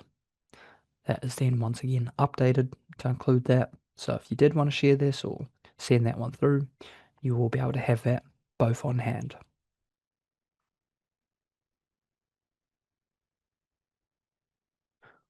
Awesome. That is largely the multiple changes screen. Hopefully this helps to give you a few good ideas on usages, because I do know that this is something a lot of firms do look to utilize. It's essentially really streamlining and saving you a whole bunch of time, especially when it comes to large changes that are going to affect multiple companies, or even updating a contact's address to ensure that that is being picked up across as many places as possible, or for as many contacts that require it, and will sort of save you some of that guesswork because you'll get that little toggle to include that for others as needed. Same with company address updates, of course. Typically quite common to see if the address for service is being updated, then a whole lot of the other ones also do need to be changed to that too. But if not, you've always got the option to not include it. Now what we'll be doing is we'll check out the documents screen. So simply selecting documents. This is then going to bring you to your global documents screen, essentially where you can track all the transactions you've prepared within CAS 360, and here you can literally get that breakdown of everything that's going on. Once again, you've got a few filters on the left-hand side, so if you are maybe just working on annual returns and looking to file all the ones that clients have now gotten back to you and are signed, you can do so. Do also have a couple of electronic signing filters as well, so if you're using digital signing, that's been signed by the client but you yet to file that through, or maybe it's signed but not lodged, etc. You've got plenty of options on hand. Same with maybe if you're actually chasing things up, you can see and filter that by those that have just been sent, and maybe time is really starting to get close to that deadline. And this actually brings me on to my next point, is maybe you might want to send them a reminder. So to do so, super simple. Maybe you haven't got automated document reminders turned on, and you just wanted to send a one-off in this case. And let's say we've got the company address for Fireside Masters here that I am wanting to chase up. You can simply hit Options, Send Document Reminder, and this is then going to allow you to send out email document reminders as such. Now, what I would also suggest including is turning on this toggle here, which essentially means that you will be able to attach those initial documents that were prepared to the email reminder. So instead of them just getting the reminder and then potentially getting busy again, they'll get that reminder, they'll see those documents, and they can sign that off straight away, especially if they're using digital signing.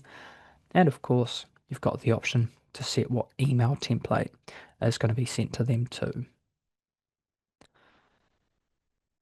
Once we've hit send, you'll then be able to see the email reminder that'll make their way out to that client. If there was a little bit of urgency or additional text you needed to include, you can also choose to add that in.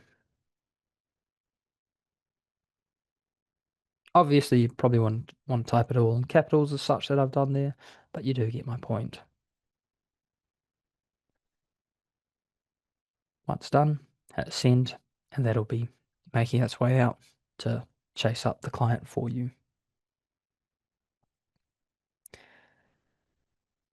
Now, another thing I would like to reference is how you are able to change a document status. So if I just head back to all my documents here, maybe once again for that company address that we were just looking at for Fireside Masters, maybe the client's actually gone ahead and manually updated that on company's address themselves. So in that case, you'd probably see the mismatch first, or maybe you've checked in with the client, and as you didn't send an automated reminder, or you did send the automated reminder, then they've replied to you to advise of the scenario. What you are able to do is you can actually go ahead and update that status by clicking on that one there and changing that over. So if it has been manually filed, you can simply select that option there and then choose what date that was done to and hit save. There you will then be able to keep the status of that transaction up to date, and obviously you'll make sure that you're not still chasing them up, and it will also ensure that future automated reminders are not going out to that person if you've got the automatic one set up too. Now, another common thing you might be looking to do is perhaps you might want to attach a file to a particular document or transaction, I should say. So in that case, all you would need to do, let's say the client's returned the annual return document back to you, and you are wanting to go ahead and attach a paid invoice, for example, because you included an invoice when you sent it out, and they've sent you a receipt of payment. You can always choose to hit Options, Attachments, and then go ahead and either drag and drop that one in or choose to browse for files on your computer to upload that one there, and then you'll be able to have a record of that within CAS 360 for that transaction underneath both that company and within your global document screen. Now you do also have the option to be able to view the document history. So let's go ahead and check that one out for this annual return, for example. Once again, hit Options, History, and from here it'll actually give you a history of the transaction process. So you can see what date it was prepared, when it was sent to the client, when it was signed, and even who it was prepared by as such to.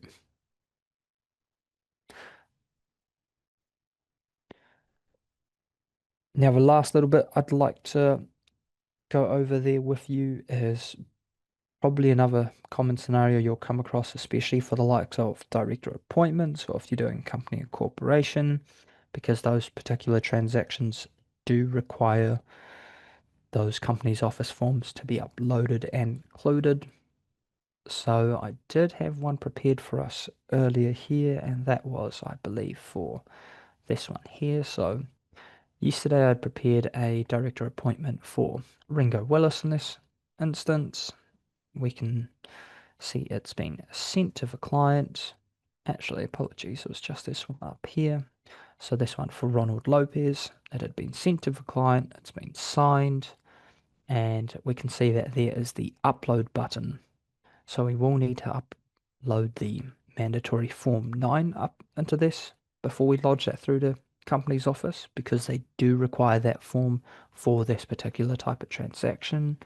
For any other ones, however, let's say the director cessation, we can see that no form is required there, and the same applies with the annual return as well. So with this, let's say we can see that it's been signed. A really easy way to extract that document to upload it is by hitting Options, Attachments, and bear in mind this is primarily for digital signing. If the client's printed them off and signed them manually and sent them back to you, you will also be able to do a similar item, but just within the PDF viewer of it itself. But for this, if it's been digitally signed, you can hit Attachments, which is going to show you all the documents you had sent out. And in this case, it was quite a few. But this is where you can also access the audit report. So if you hover your mouse over this, you'll then be able to see the audit report that FuSign has sent back, including the very real signature that's been included on the signed documents. And if we want to view those signed documents, that's also available there too. Once again, hover over that and view that with the eye icon. So here we can see I sent out quite a lot of documents. So we sent out a company change summary, as well as that Form 9, which has now been signed off. Director's minute, which has also been signed off. And even a register.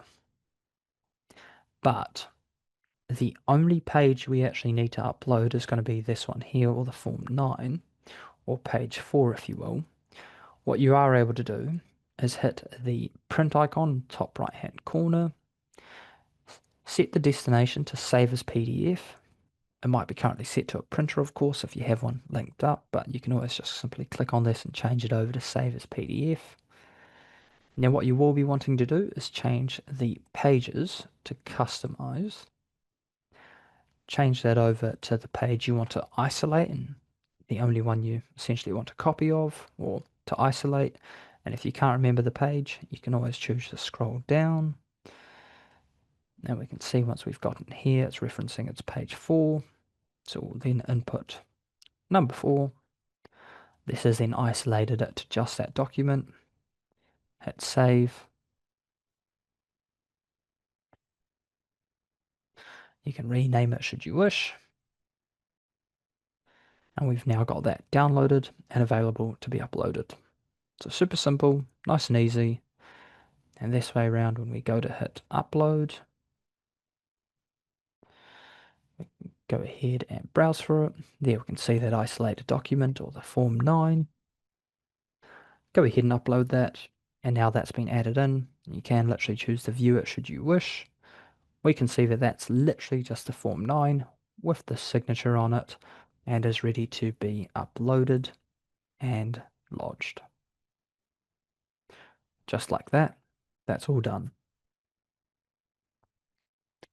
Super simple, super straightforward, and I know that's probably going to help if you might have been going about it in a slightly different way, as that's probably one of the more straightforward processes you can do if you are just looking to isolate that, but are sending out quite a few documents to the client. So the next section I'm going to be looking to cover is the trust screen. So this is a really exciting part of CAS 360, which can be accessed from the top left, just underneath your company screen. Now, one thing I would like to point out is the trust module that's available on CAS 360 is completely free. So it doesn't matter if you've only got 100 companies, but you manage 1,000 trusts, you are able to upload them all into CAS 360 and manage that data moving forward. And once again, CAS 360 will help with the supporting documents or the transactions that you're able to complete within here, and record the likes of trustee minutes and, of course, a few of the registers for that too. Now, you are obviously not filing any of this through to Companies Office, but if you did want to keep those records available, have a nice simple platform that you can manage all that information within, this is going to be a great place to do so. And as mentioned, it's at no cost extra to your subscription. So I'd highly suggest you utilizing it if you're not already. Now, you do have a couple of options, so you are actually able to manually add in a trust, or what you will notice is there is the trust import template that's available. I'm accessing this here on the nice top left-hand corner. So you've then gone ahead and downloaded that. And as it references here, you just want to follow the instructions on the sheet. Once you've completed it, you can just let our support team know, and then we'll import that data into your CAS 360 database for you to then use moving forward. So I'm just going to go ahead and open up that trust import sheet so you can actually check out what this looks like and all the different types of information that we can assist in uploading that to CAS 360.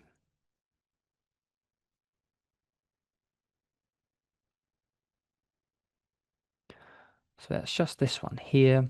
These are those instructions that we were just referencing just before. Essentially, anything with a red tab does need to be inputted. So for the likes of trust, we just need the core information around that trust, including key dates and the addresses as such. But what we can also assist with is adding in trust beneficiaries, unit holders, and of course any trust relationships you might want to add in as well. Super straightforward. Once that one's completed, let our support team know, and we can go ahead and have that data added into your database. Now, once you have got that loaded in, that's going to essentially look quite similar to the company screen with the court details being listed out, and you can actually filter what views and things you are able to see. So if there's any partners or managers you did want to attach or show, you will be able to include. It is up to 6 columns at one time, of course, just so that the screen doesn't get too cluttered, if you will. But yeah, once again, completely customizable to be able to really help utilize and streamline what you are viewing and the most important information to you as such. Now, you would notice that there is also a alert that's available for trust too. So we do essentially have the compliance alert that's available for trust. So you can actually set up and have that compliance workflow available for trust. And this also means if you've added in any identity documents for, let's say, trustees or beneficiaries or anything, any of those contacts within the trust, You will also be notified if that document is coming up for expiration or is actually expired. So nice and handy and definitely worth utilizing it if you're not already doing so. And if you have got them in hand, you are also able to filter the types of trusts you are viewing. So maybe if you've literally got 100 trusts and you're wanting to make some changes for your family trusts, you can simply click into there. If you did have any compliance alerts, you can simply choose to filter it through to those ones. Fortunately, I don't have anything going on today, but that's all right. And of course, you do also have the option to just view all of them at the one time. Now let's actually get into the trust itself and basically what the key functions that are available in there look like. Once again, if you are adding a brand new trust, you can simply just hit Add New Trust. From here, you'll just want to work through the sections listed here. Now, it does need to be set up as a trust contact first if you haven't already set that one up. Otherwise, you can always, once again, choose to add that as new, and then you'll be able to set up that trust contact if you haven't already done so previously. Bearing in mind, if we're importing this in, this isn't going to be something you'll need to do, but if you are manually setting one up, this will be. But just keep following through with the rest of the steps, choosing what type of trust that's going to be, and you can also go ahead and select the trustee for it straight off the bat. Maybe it's got a corporate trustee. You'll be able to leave this toggle as is to select it from your companies, or if it's a contact, you'll be able to then turn that off, and this will then pull through with your contacts. However, today's example, there is an existing trust I'm going to be looking to run through, and that's the Juniper Farm Family Trust.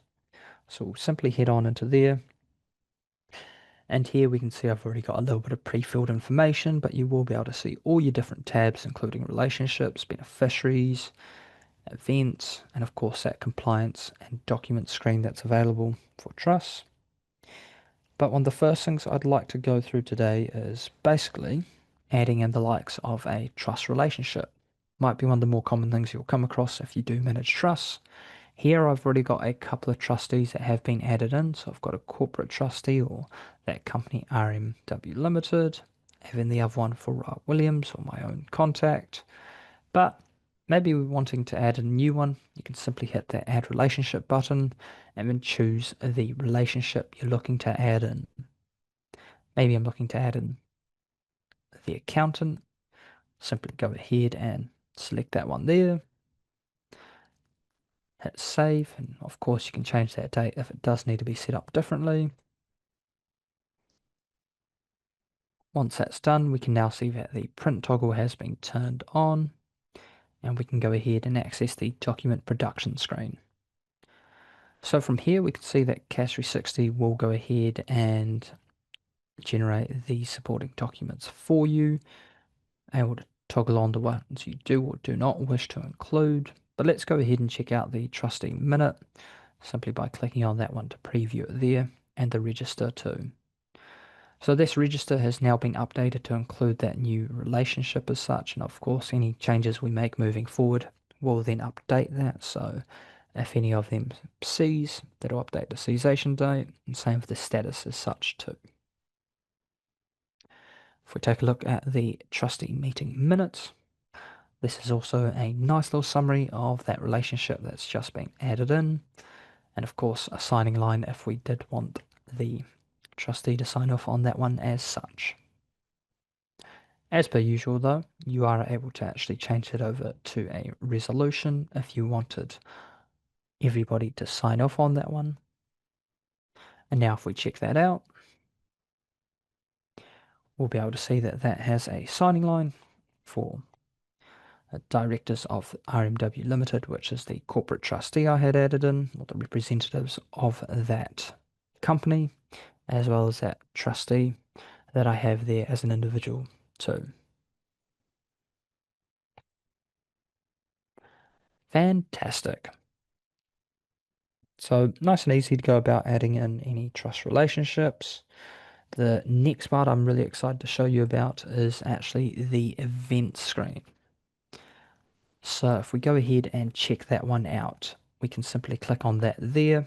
And this is essentially where you're going to be able to record and manage all the trust transactions around events. So asset acquisitions, loans, liabilities, expenses, gifting, etc. You've got a plethora of options to do so, and the screen is really nice to work with. So at the top, you will get a total balance basically of those ones. So you are able to see everything at a quick snapshot, both in terms of assets, liabilities, loans, all that good stuff. But you can also adjust the view. So if you wanted to see it as a transaction view perhaps, and maybe you wanted to filter by the date, you will be able to adjust those little sections. But you can also choose to toggle that off and have it as the detailed view. This will then go ahead and lay it out in a more comprehensive format for you.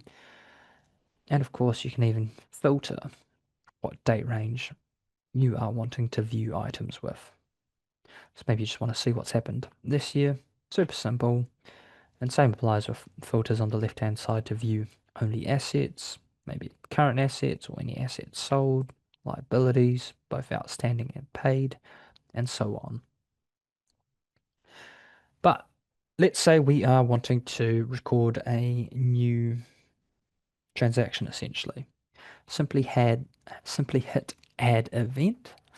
And from here, you'll be able to see you've got a large range of options once you've added any transactions. If it is the first transaction you're adding for a trust, it will be a little bit more limited. So you actually have to first add in a loan to the trust in order to be able to do any loan payment transactions. Same with the asset acquisition, you'll need to add that one in first before you can actually do any asset sales or disposable. So you do have those guardrails in for the fact of you're not able to sell an asset that isn't actually recorded within the software. So nice and straightforward. And once you've added that in, this will become like this and you'll have all these options available. But let's say we are adding in a asset acquisition. So let's go ahead and click on that option there. From here, you can go ahead and select the type of assets that are going to be added.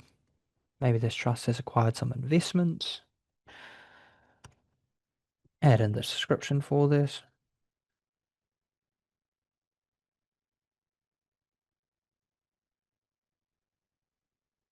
Just added in a random little section there to help give it some weight, if you will. Add in the value of those assets. And you can choose the details of how it was acquired. So whether it was settled into the trust, gifted, or even purchased by the trust perhaps. Add in any additional notes that you might wish to, and hit save.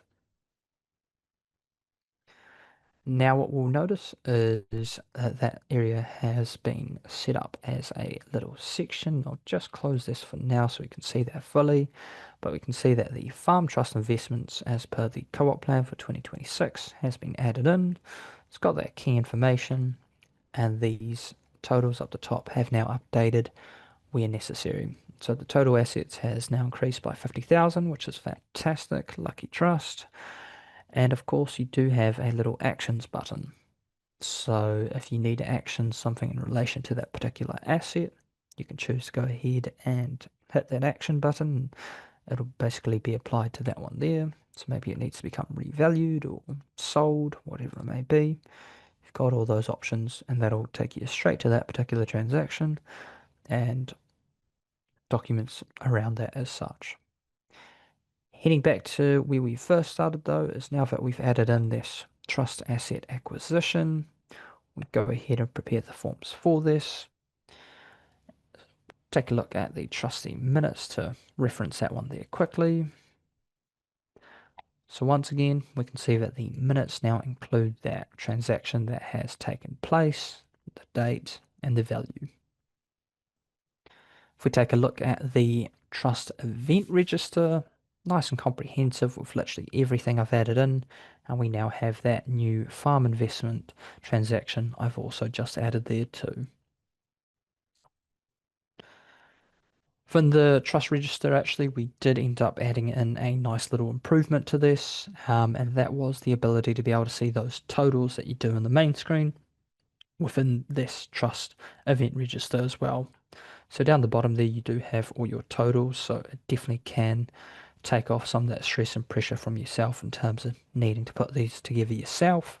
And at least this way, if you need to share it on for a client or something like that, I'm sure they'll be really appreciative of the fact that you've got all that key information able for them to be able to check that out at a snapshot so easily. Awesome. So that's hopefully going to give you a little bit more of an idea around the trust side of things. I haven't touched on everything. You do obviously have the beneficiaries available, which is very similar to basically relationship side of things. But in this area, this is also where you can go ahead and add in trust distributions too.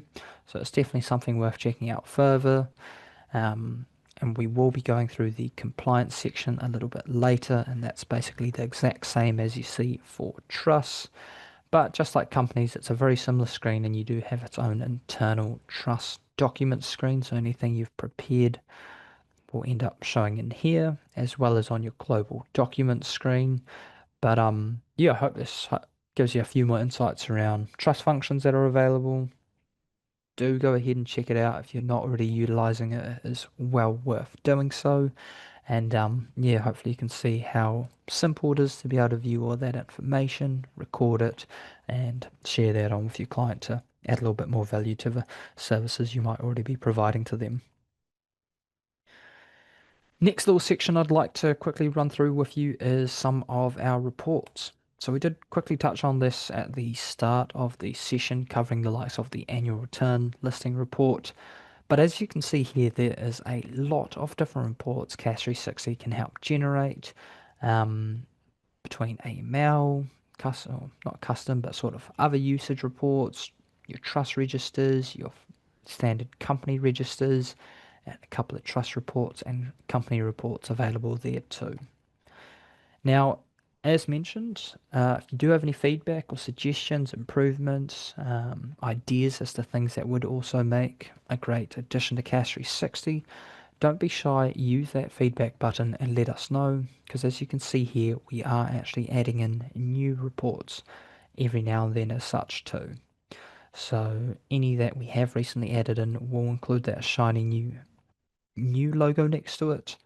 But if there's something else you think would be a great addition, don't be shy, feel free to let us know, and we'd love to hear from you.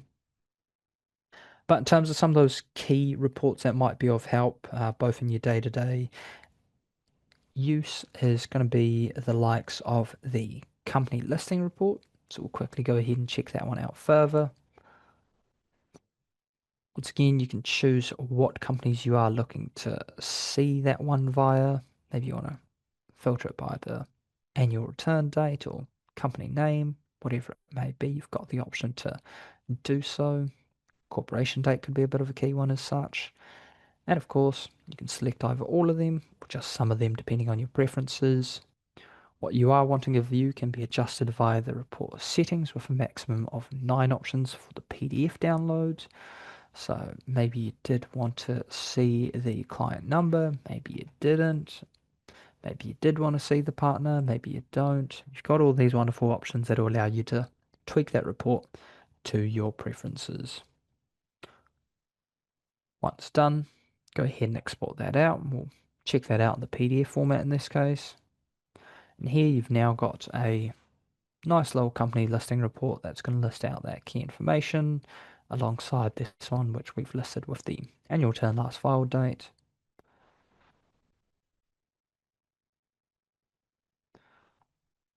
Hope this helps. And yeah, there's one of the nifty reports that I'll be covering in this section here. Next report is a individual company report, which is going to break down the information of that company in a whole lot more detail. Once again, you've got the options for the filter or settings, but let's say we want to check out the companies we've worked with a little bit more today, such as CAS 360004, Fireside Masters, and once again, you can go ahead and search for that if you have one in particular in mind. Go ahead and add in RMW Limited too.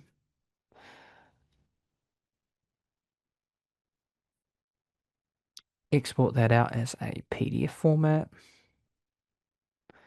And here we're going to get a really nice comprehensive report of all the information within your CAS 360 database for that particular company. This one here is CAS 360 004, which has those address updates that we ended up working with. So there's that address for service change. And we can also see that we've got the director changes that we added in. We can also see we've got some of those shareholder changes that have taken place, and it will also break that down a little bit further. If you have also recorded any dividends, this is where you'll be able to view that information. And the same applies with if it's associated with any trusts as such. So we can see we've got a few unit holders that are in relation to that one there. And a nice little section at the very end of it is this is where you will also be able to see all the documents you've prepared within CAS 360 for that particular company. So if you've perhaps had a client ask for a sort of record of all the items you've looked after for them this year, or this is something you'd like to share with your client, this is going to be a nice little simple way to be able to prepare that, share through just the general company details as well as all the key information. But you can also let them know, hey, look at all the items that we've helped you with this year, Mr. Customer. And once again, that'll just repeat on for any of those companies that we've selected.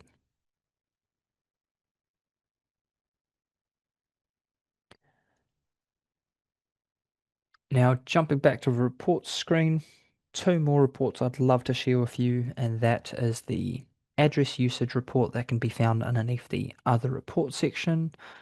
Go ahead and check that one out here. This is really nice if you're wanting to maybe check out the addresses you have on hand and see where they're associated. If you particularly have duplicate addresses and wanting to check where things are associated before you go ahead and consolidate them, this is also going to be a nice place to start or have on hand as you work through those. So I'm just going to go ahead and say maybe, let's say we want to check out more for 123 Queen Street. And maybe I've got a few other ones I wanted to include. Go ahead and export that out. Now what we'll be able to see here is we're able to see where that particular address is an association with, or in association with the type of contact or company. So for 123 Queen Street, we can actually see that we had changed that over for Alexia using multiple changes to reflect it for the contact residential address, and that's where it currently is sitting.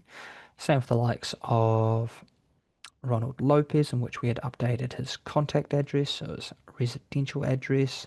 So we know that these use that particular address. Same applies for 100 Coronation Road in Auckland. We can see that these entities or contacts are using that address as such. So that also show you if it's using it as the company address, whether it's address for service or communication. And of course, maybe even for the likes of trusts, where it might be set as the meeting address.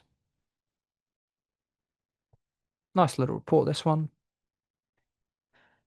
And the last report I'm going to be looking to touch on is the people group report. So this is also another very helpful report. Let's say if you were wanting to find out where a particular person is associated, go ahead and type in that contact. Let's say we want to find out more about my contact here and Clifford. Go ahead and export that one out. Actually, I will just make sure to reselect my own contact because I think I might have missed that one. And of course, you can either search for it or literally scroll for it, depending on if you had a particular person in mind or if you were just literally wanting to focus that down into the one. But as you can see, this will literally include all of your contacts that are currently within your CAS 360 system.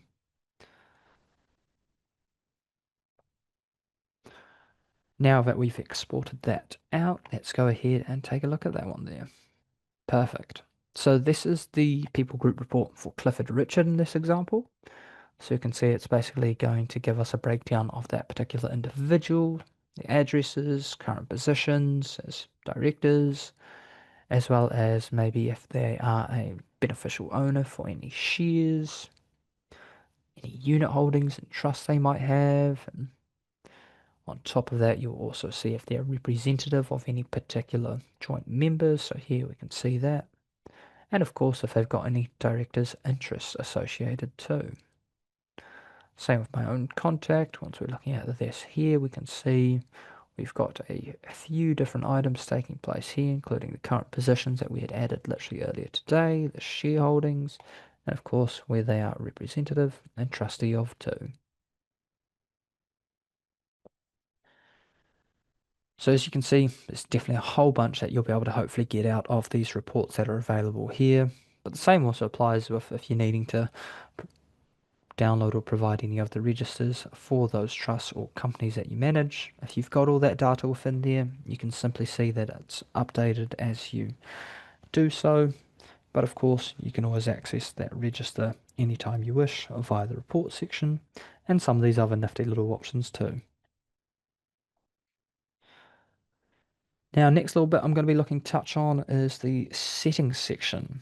So I have referenced sort of some of these items here and there throughout today, but first couple of ones that we'll be looking at is the templates that you can go about customizing. So you've got both your document templates and email templates that can be accessed through here. I'll probably kick off with the document templates. We did see that I'd use that for the annual return earlier today, and that's where you'll be able to access this and set up any new ones. If you are wanting to set up a new one, I'd suggest you simply go ahead and download the master copy. From here, it's essentially just going to download it as a Word document.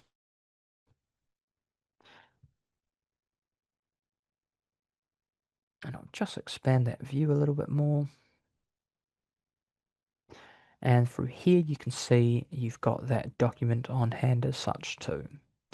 Now I have just got the view with the table lines included, but that's all right. I was going to say I'll just leave that as is in the essence of, or interest of time as such. But essentially you will be able to go ahead and update that one as needed.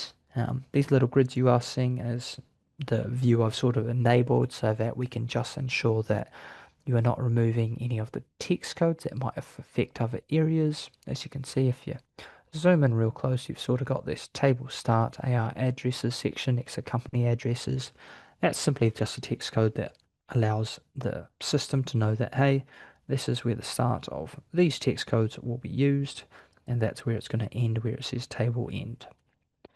Otherwise, you can literally go ahead and change the wording of particular things, or if you wanted to add in a particular blurb, you are literally able to go ahead and add that in. So please find the annual return for your company as of whatever it may be, or if you've got any particular wording or terms and clauses that you do like to add or want the client to be aware of, you can add that into the template if it might be a little bit more generic as such.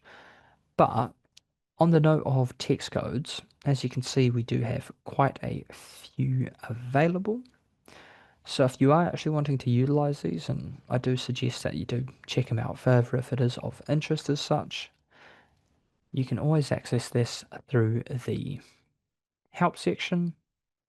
So head on over to New Zealand Help, choose CAS 360 Dictionary, and this is where you can find the text codes for both document templates and email templates. So if we take a look and we wanted to use that for the annual return, you can see you've got all these different text codes that can help populate that particular information and where it's drawn from too. So where is it drawing that company type from? It's drawing it from the company screen listed underneath the general details. Where is it pulling that incorporation date from? And what is it going to reference? Date of incorporation. That's being sourced from here. So lots and lots of options, of course, and I won't dwell into it too further because there's quite literally a million and one uses of it, but we do like to give you the flexibility of customizing that as such.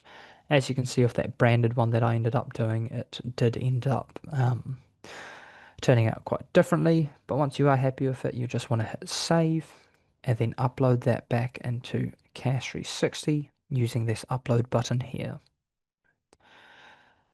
And on the left hand side though is where you will be able to find all the different templates that CAS 360 has available on hand. So maybe if you're looking to customize the director's minutes or resolution, you've got the option to do so, and this is where you'll find it. And repeat that process of downloading the Word document, making the wording changes that you might want to apply, or adding in the logos or fonts, etc. And then same with the email templates. Once again, these are customizable, but this time around it is slightly different. This instance, you can just click on it and that'll expand into a drop down box that'll allow you to customize that email as per. So here we can once again see we've got a few of those text codes that we've been using. So this is going to say, Dear Ra, the 2025 annual return and supporting documents have been prepared and are ready to be reviewed, and so on.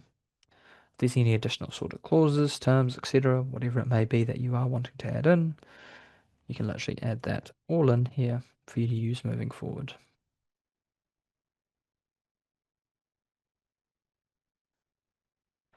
And able to be customized basically as per a normal email.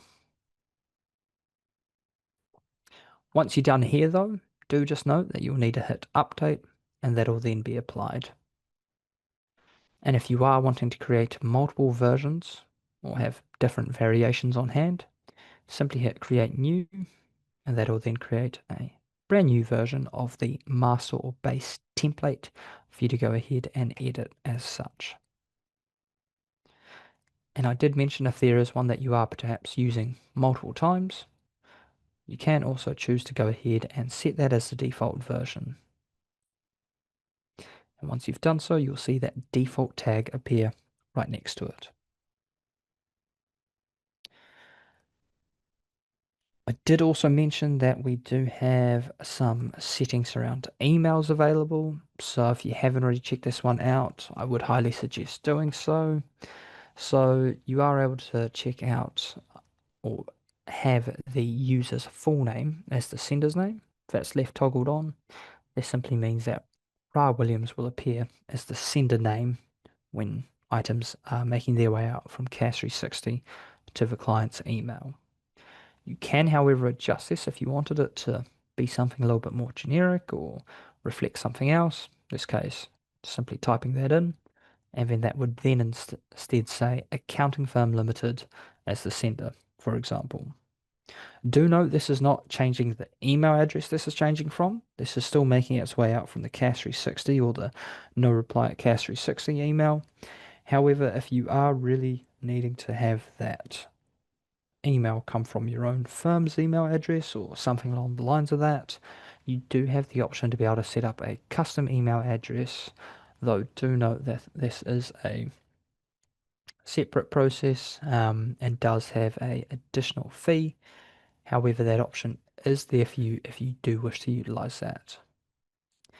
Otherwise, moving on from there, you are also able to set up the username as the reply to address. So if that's left as is, that means that the email address I use to log into this will be the reply to address. So clients can actually reply to the address or emails you're sending out. It's just that it's not going to be coming back to the CAS 360 system, of course, because this doesn't record emails or acts as an inbox. But those emails will instead come back to the email you've used to log in to CAS 360 with. Or if maybe you wanted that to all go back to a generic admin or general inbox, you can turn that toggle off and change that over to whatever it might be that is best suitable. A few other options, but I won't dwell into this too much because it is rather straightforward. It's just whether you'd like to default CC particular contacts or BCC example, um, and such as that. Now, I did mention that you are able to set up automated reminders, so I should touch on this while we are here because that's exactly where you're able to find it. Underneath the automated reminders section, you do have the option to set up annual return deadline reminders. So this here, once again, you can set up to 6. Set that up exactly how you would like it. And you can once again choose to have those documents attached that were sent out and what email that actually comes from to, or sender name, I should say, sorry. Now, a couple of other additional options, including who that's going to be making its way out to. Do just note that it does vary for both digital signing versus non-digital signing, as when it's non-digital signing documents, it'll be sent based on the options below. If it's digital signing, it's only going to be sent to the signatories who have not yet signed, which is fantastic, really, because it means that you're not harassing anyone that's already signed a document, and it will only be going to those that are yet to sign off on that document using digital signing. Now, this is for annual returns, but if you're looking to have it applied for any other transaction within CAS 360, share transfers, director appointments, anything along the lines of that, then you can set up other reminders, and that's exactly where you can set those ones up. And once again, you've got all the same options as well.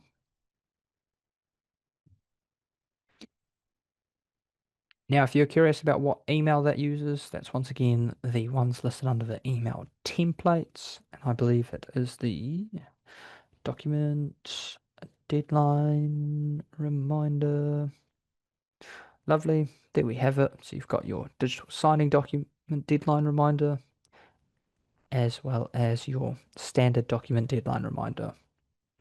So if you're curious as to the difference, it's just the one that uses digital signing versus the one that doesn't. Just as they both utilize different sort of workflows, and it's a little bit similar to the annual return side of things, you've got one for manual signing versus digital signing too. Otherwise, hope that these little areas do help because you do have some nifty little settings and can really tweak things to suit your own firm's preference and working style, of course. Now we are heading into the last of today's session, and we do have a couple of nice little goodies to wrap up on. So I have mentioned the AML compliance workflow a couple of times today. Now let's go ahead and actually check that one out. So let's say we want to check that out for CAS 360 004 Limited, for example. You can find that at the far right hand side underneath compliance. If you haven't got this toggled on, all you'll need to do so is turn that one on and then start filling in the sections to complete that. So it'll first kick off with the start date. This was one I'd done a little bit earlier last month, but we'll go ahead and update that to today's date. And let's say we are going to be completing that today. Oh, not August, sorry. Set that over to September. We can go ahead and update everything as needed. Do have the option to upload any supporting documents, and you can set your compliance officer, which is based off of your contacts. In this case, I'll just leave it as myself. And you're basically just going to want to hit next and make your way through this.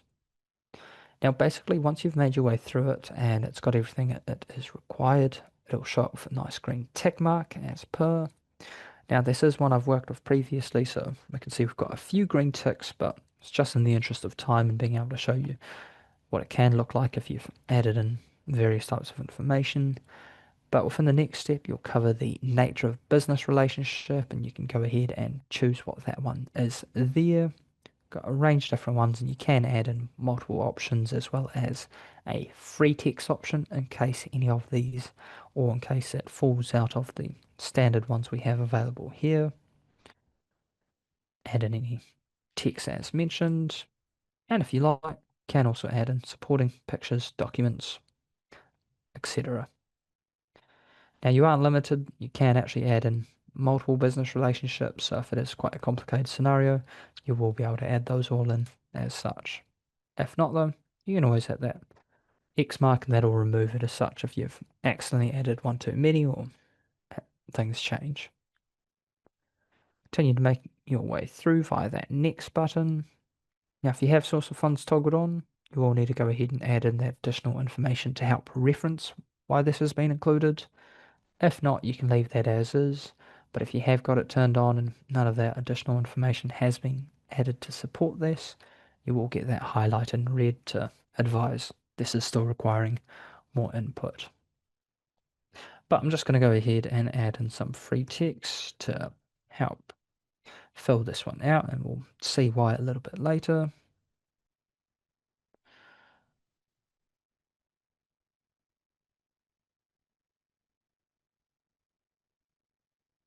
Just adding in some random text, but you'll be able to get the idea of being able to add in what you need, upload or drag in any supporting documents that might help with this, and keep making your way through. Now here we've come to the individual section, and what you will notice is the individual section is actually comprised of all the current directors and shareholders.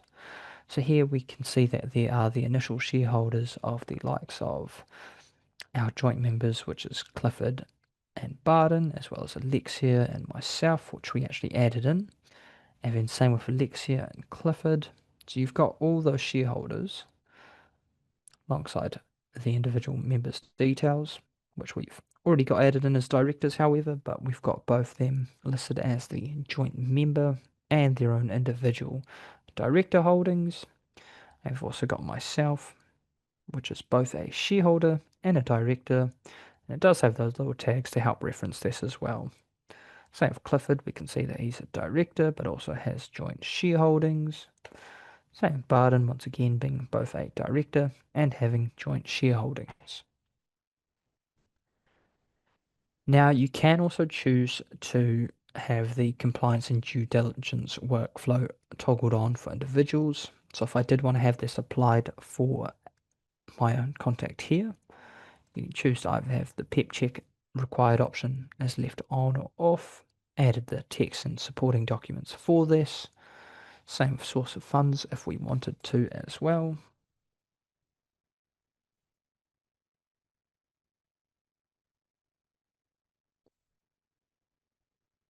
But if you've actually already added any identity documents to that contact, they will also appear and load once you've expanded on that section too.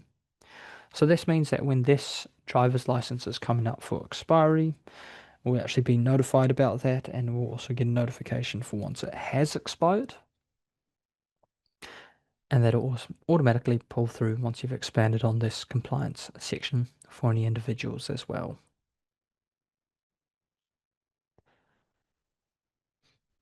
Now you will notice there's actually a couple of verification references up the top here, but we'll circle back to this one shortly. But that's essentially going to be where you are able to complete the identity verifications using CAS 360's options. Otherwise, we'll just keep on proceeding through with this. You can go ahead and set the risk assessment as per your judgment and required sections for this here. So depending on the risk option, got a few different options available once again, but there is always other or free text if you need to add in anything else, supporting information to help reference this, and then you'll be able to set the risk rating for that client as such too. Same applies with the level of CDD that's required. And basically continue to make your way through. If there's any custom notes you did want to add, go ahead and add in some text.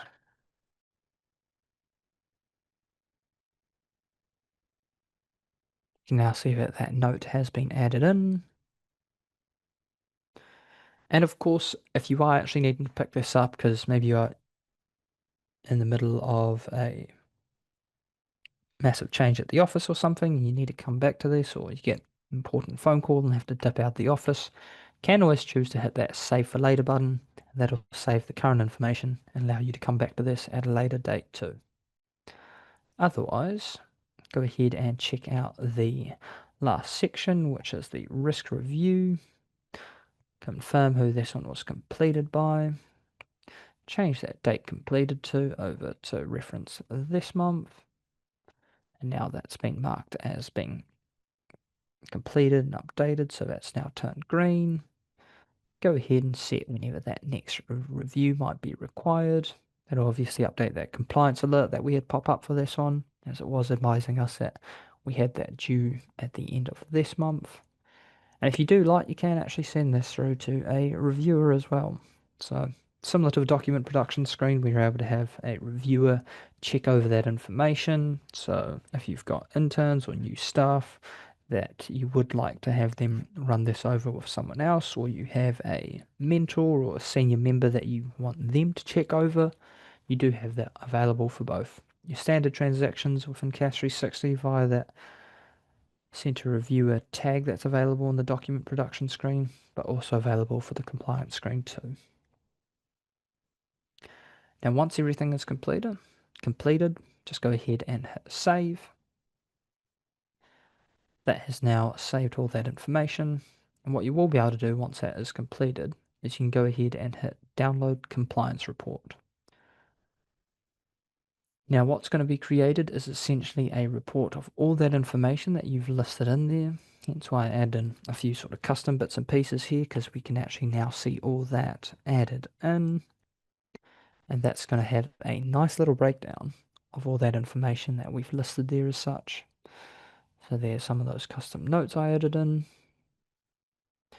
And that'll also give a breakdown on the individuals that we decided to either include any of those extras for.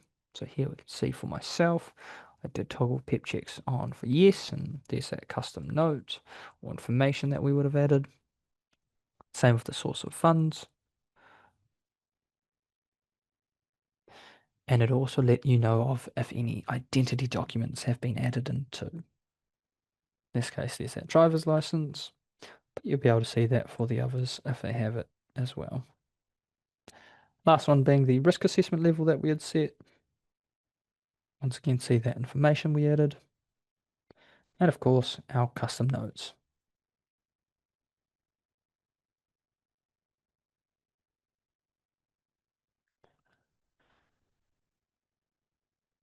Otherwise, that's essentially the compliance workflow in a nutshell. Do feel free to go ahead and check this one out and hope it helps.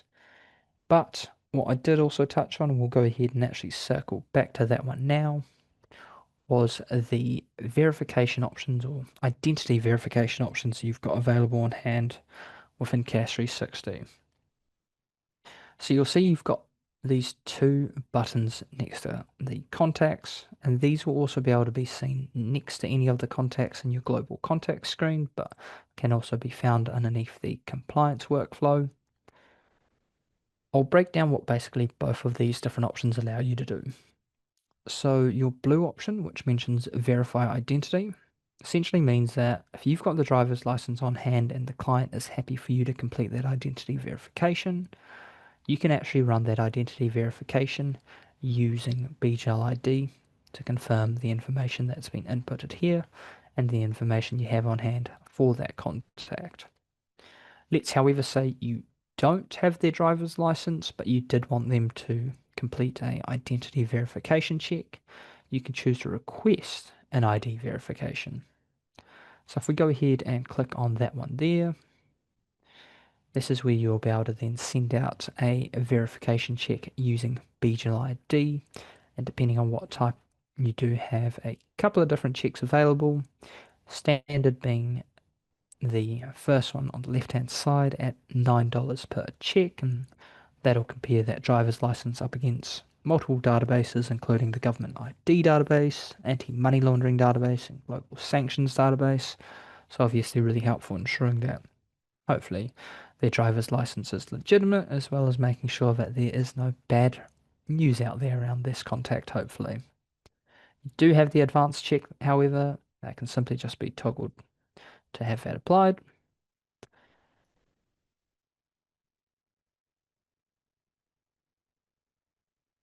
And this also includes the likes of those three databases, as well as the adverse news database. Now, your last one you can see there, and this one is also at $12, is the biometric scan. So this is going to include the government ID database, as well as the anti-money laundering or AML database, and the global sanctions database. But this one will have the client complete a biometric face scan or a quick selfie essentially in order to compare that driver's license up against the person's image and confirm that everything lines up. And of course, that the driver's license information is legitimate and correct. Now, what you will also notice is you do have that option to request the ID to be uploaded or not. But what can also be seen within the advanced check is that this includes the adverse news database. So that's quite helpful if you've got a politically exposed person or someone that's been overseas for a wee while and you're wanting to check if any funny business might have taken place overseas and has been found on any media outlets or anything such as that. Couple of options available on hand for you to check out. And once again, you've got a few different settings. You can even choose to have a automated reminder make their way out or not. And once it's been completed, you can also advise both the person that sent it and the client, one or the other, or none, of course. Once you're happy with that, though, essentially just choose what type of check you're having done. In this case, I'm just going to choose the standard government ID check. Hit proceed. We can then see it's got that preview of the email that would make its way out to the client. Nice and straightforward. And it will also advise that, hey, this verification request does expire in 21 days. And we'll actually go ahead and check that one out further together. Now, just before we do so, I did mention that you've got that blue option, which is verify identity. And not only do we have BGL ID on hand to use for this, which is our very own internal tool, we do also have an integration with CloudCheck available as well. So if you've already got an existing CloudCheck subscription, fantastic. You will be able to integrate that into your CAS 360 license and you can use that moving forward. However, as mentioned, if not and you are looking for a new provider or wanted to try BGL ID, you've always got that option on hand as well.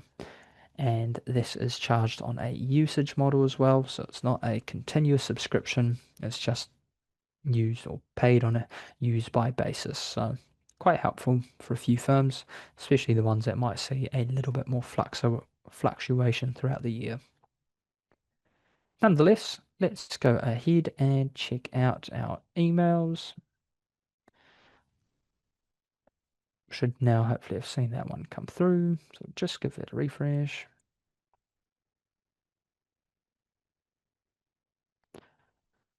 Fantastic. We can see that that email has come through. Exactly like the one we had seen in the preview email, except we've now got everything populated. Go ahead and verify identity.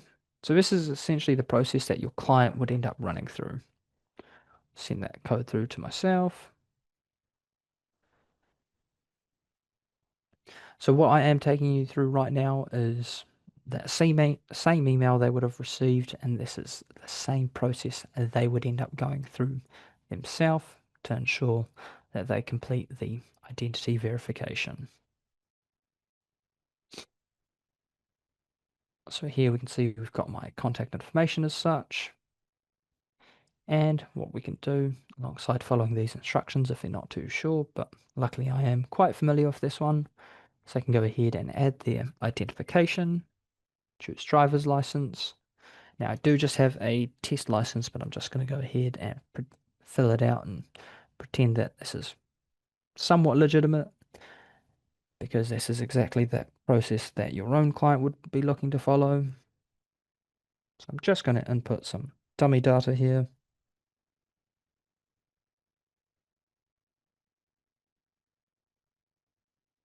But what you would actually notice is just on the left-hand, or right-hand side, I should say, is there is actually an option for clients to be able to upload a picture of the front and back of their driver's license. So this means they can essentially just take a photo and this will then auto-populate that information here, and all they would need to do is just double check that everything looks correct, and then they'll be able to submit that one as such. Now once that is all added in, they can go ahead and hit submit. They do need to advise that they are happy to have this verification done so they can then read over this and submit and consent to this identity verification being completed. Now, what I will go ahead and show you is we can actually see that there is that report that has come through literally straight away. However, it has unfortunately failed as the information I have actually popped in isn't legitimate. So, what I will show you is why this is actually a good example of a report that has failed. But as you can see, it's literally come through instantaneously. And we can see that this has failed, unfortunately. And we can see that the driver's license was the one used. But what you will be able to see, and we'll take a look at a successful verification. And you can see if you actually hover over these little sections here, is that the name and birth date did not line up. I mean, the name did, but up against the driver's license, it did not, unfortunately, because it is a dummy driver's license, so not all too surprised there. And you will actually get that nice little red icon advising you, hey, something didn't look right there. Please check out further. But from within your contact screen, you do also have the option to check out any that are pending. But let's go ahead and show you what a verified one would look like.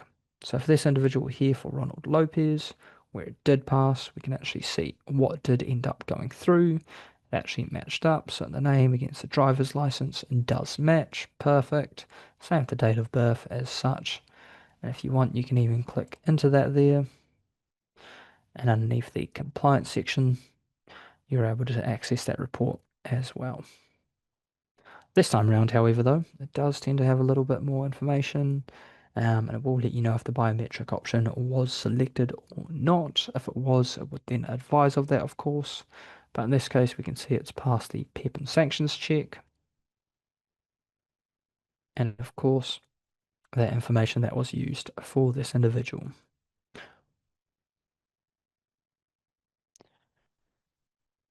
Fantastic. That is essentially a wrap for today. I know I've gone through a lot of information, so if you're not able to retain all of it, that is absolutely a-okay because I know I've gone through a lot with yourself today. And don't forget you will be able to access the recording of this webinar up on our YouTube channel. So if you go ahead and simply either type CAS 360 Essentials Training or the BGL Corporate YouTube channel, you'll be able to find that one up on there as well. It is just essentially a recording of the previous training for this because it's always the same content I do look to cover.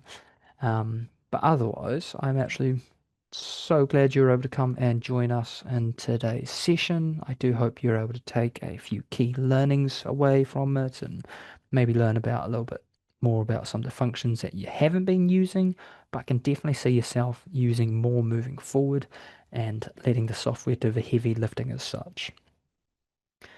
Once again, a big thank you to everybody for coming through and joining us today. I will be looking to stick around for the next couple of minutes though.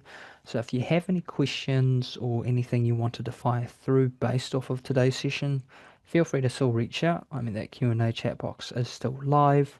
If you need to sit on any of the information though and you wanted to maybe mull over what we've gone through, feel free to flick me through an email as well, and you can always let me know of anything else. Otherwise, once again, a big thank you to everybody that's come through and joined us. Appreciate it, especially when we head towards the end of the year and things are nice and busy. But yeah, I hope it was a great session for yourself as much as it was for me. Thank you.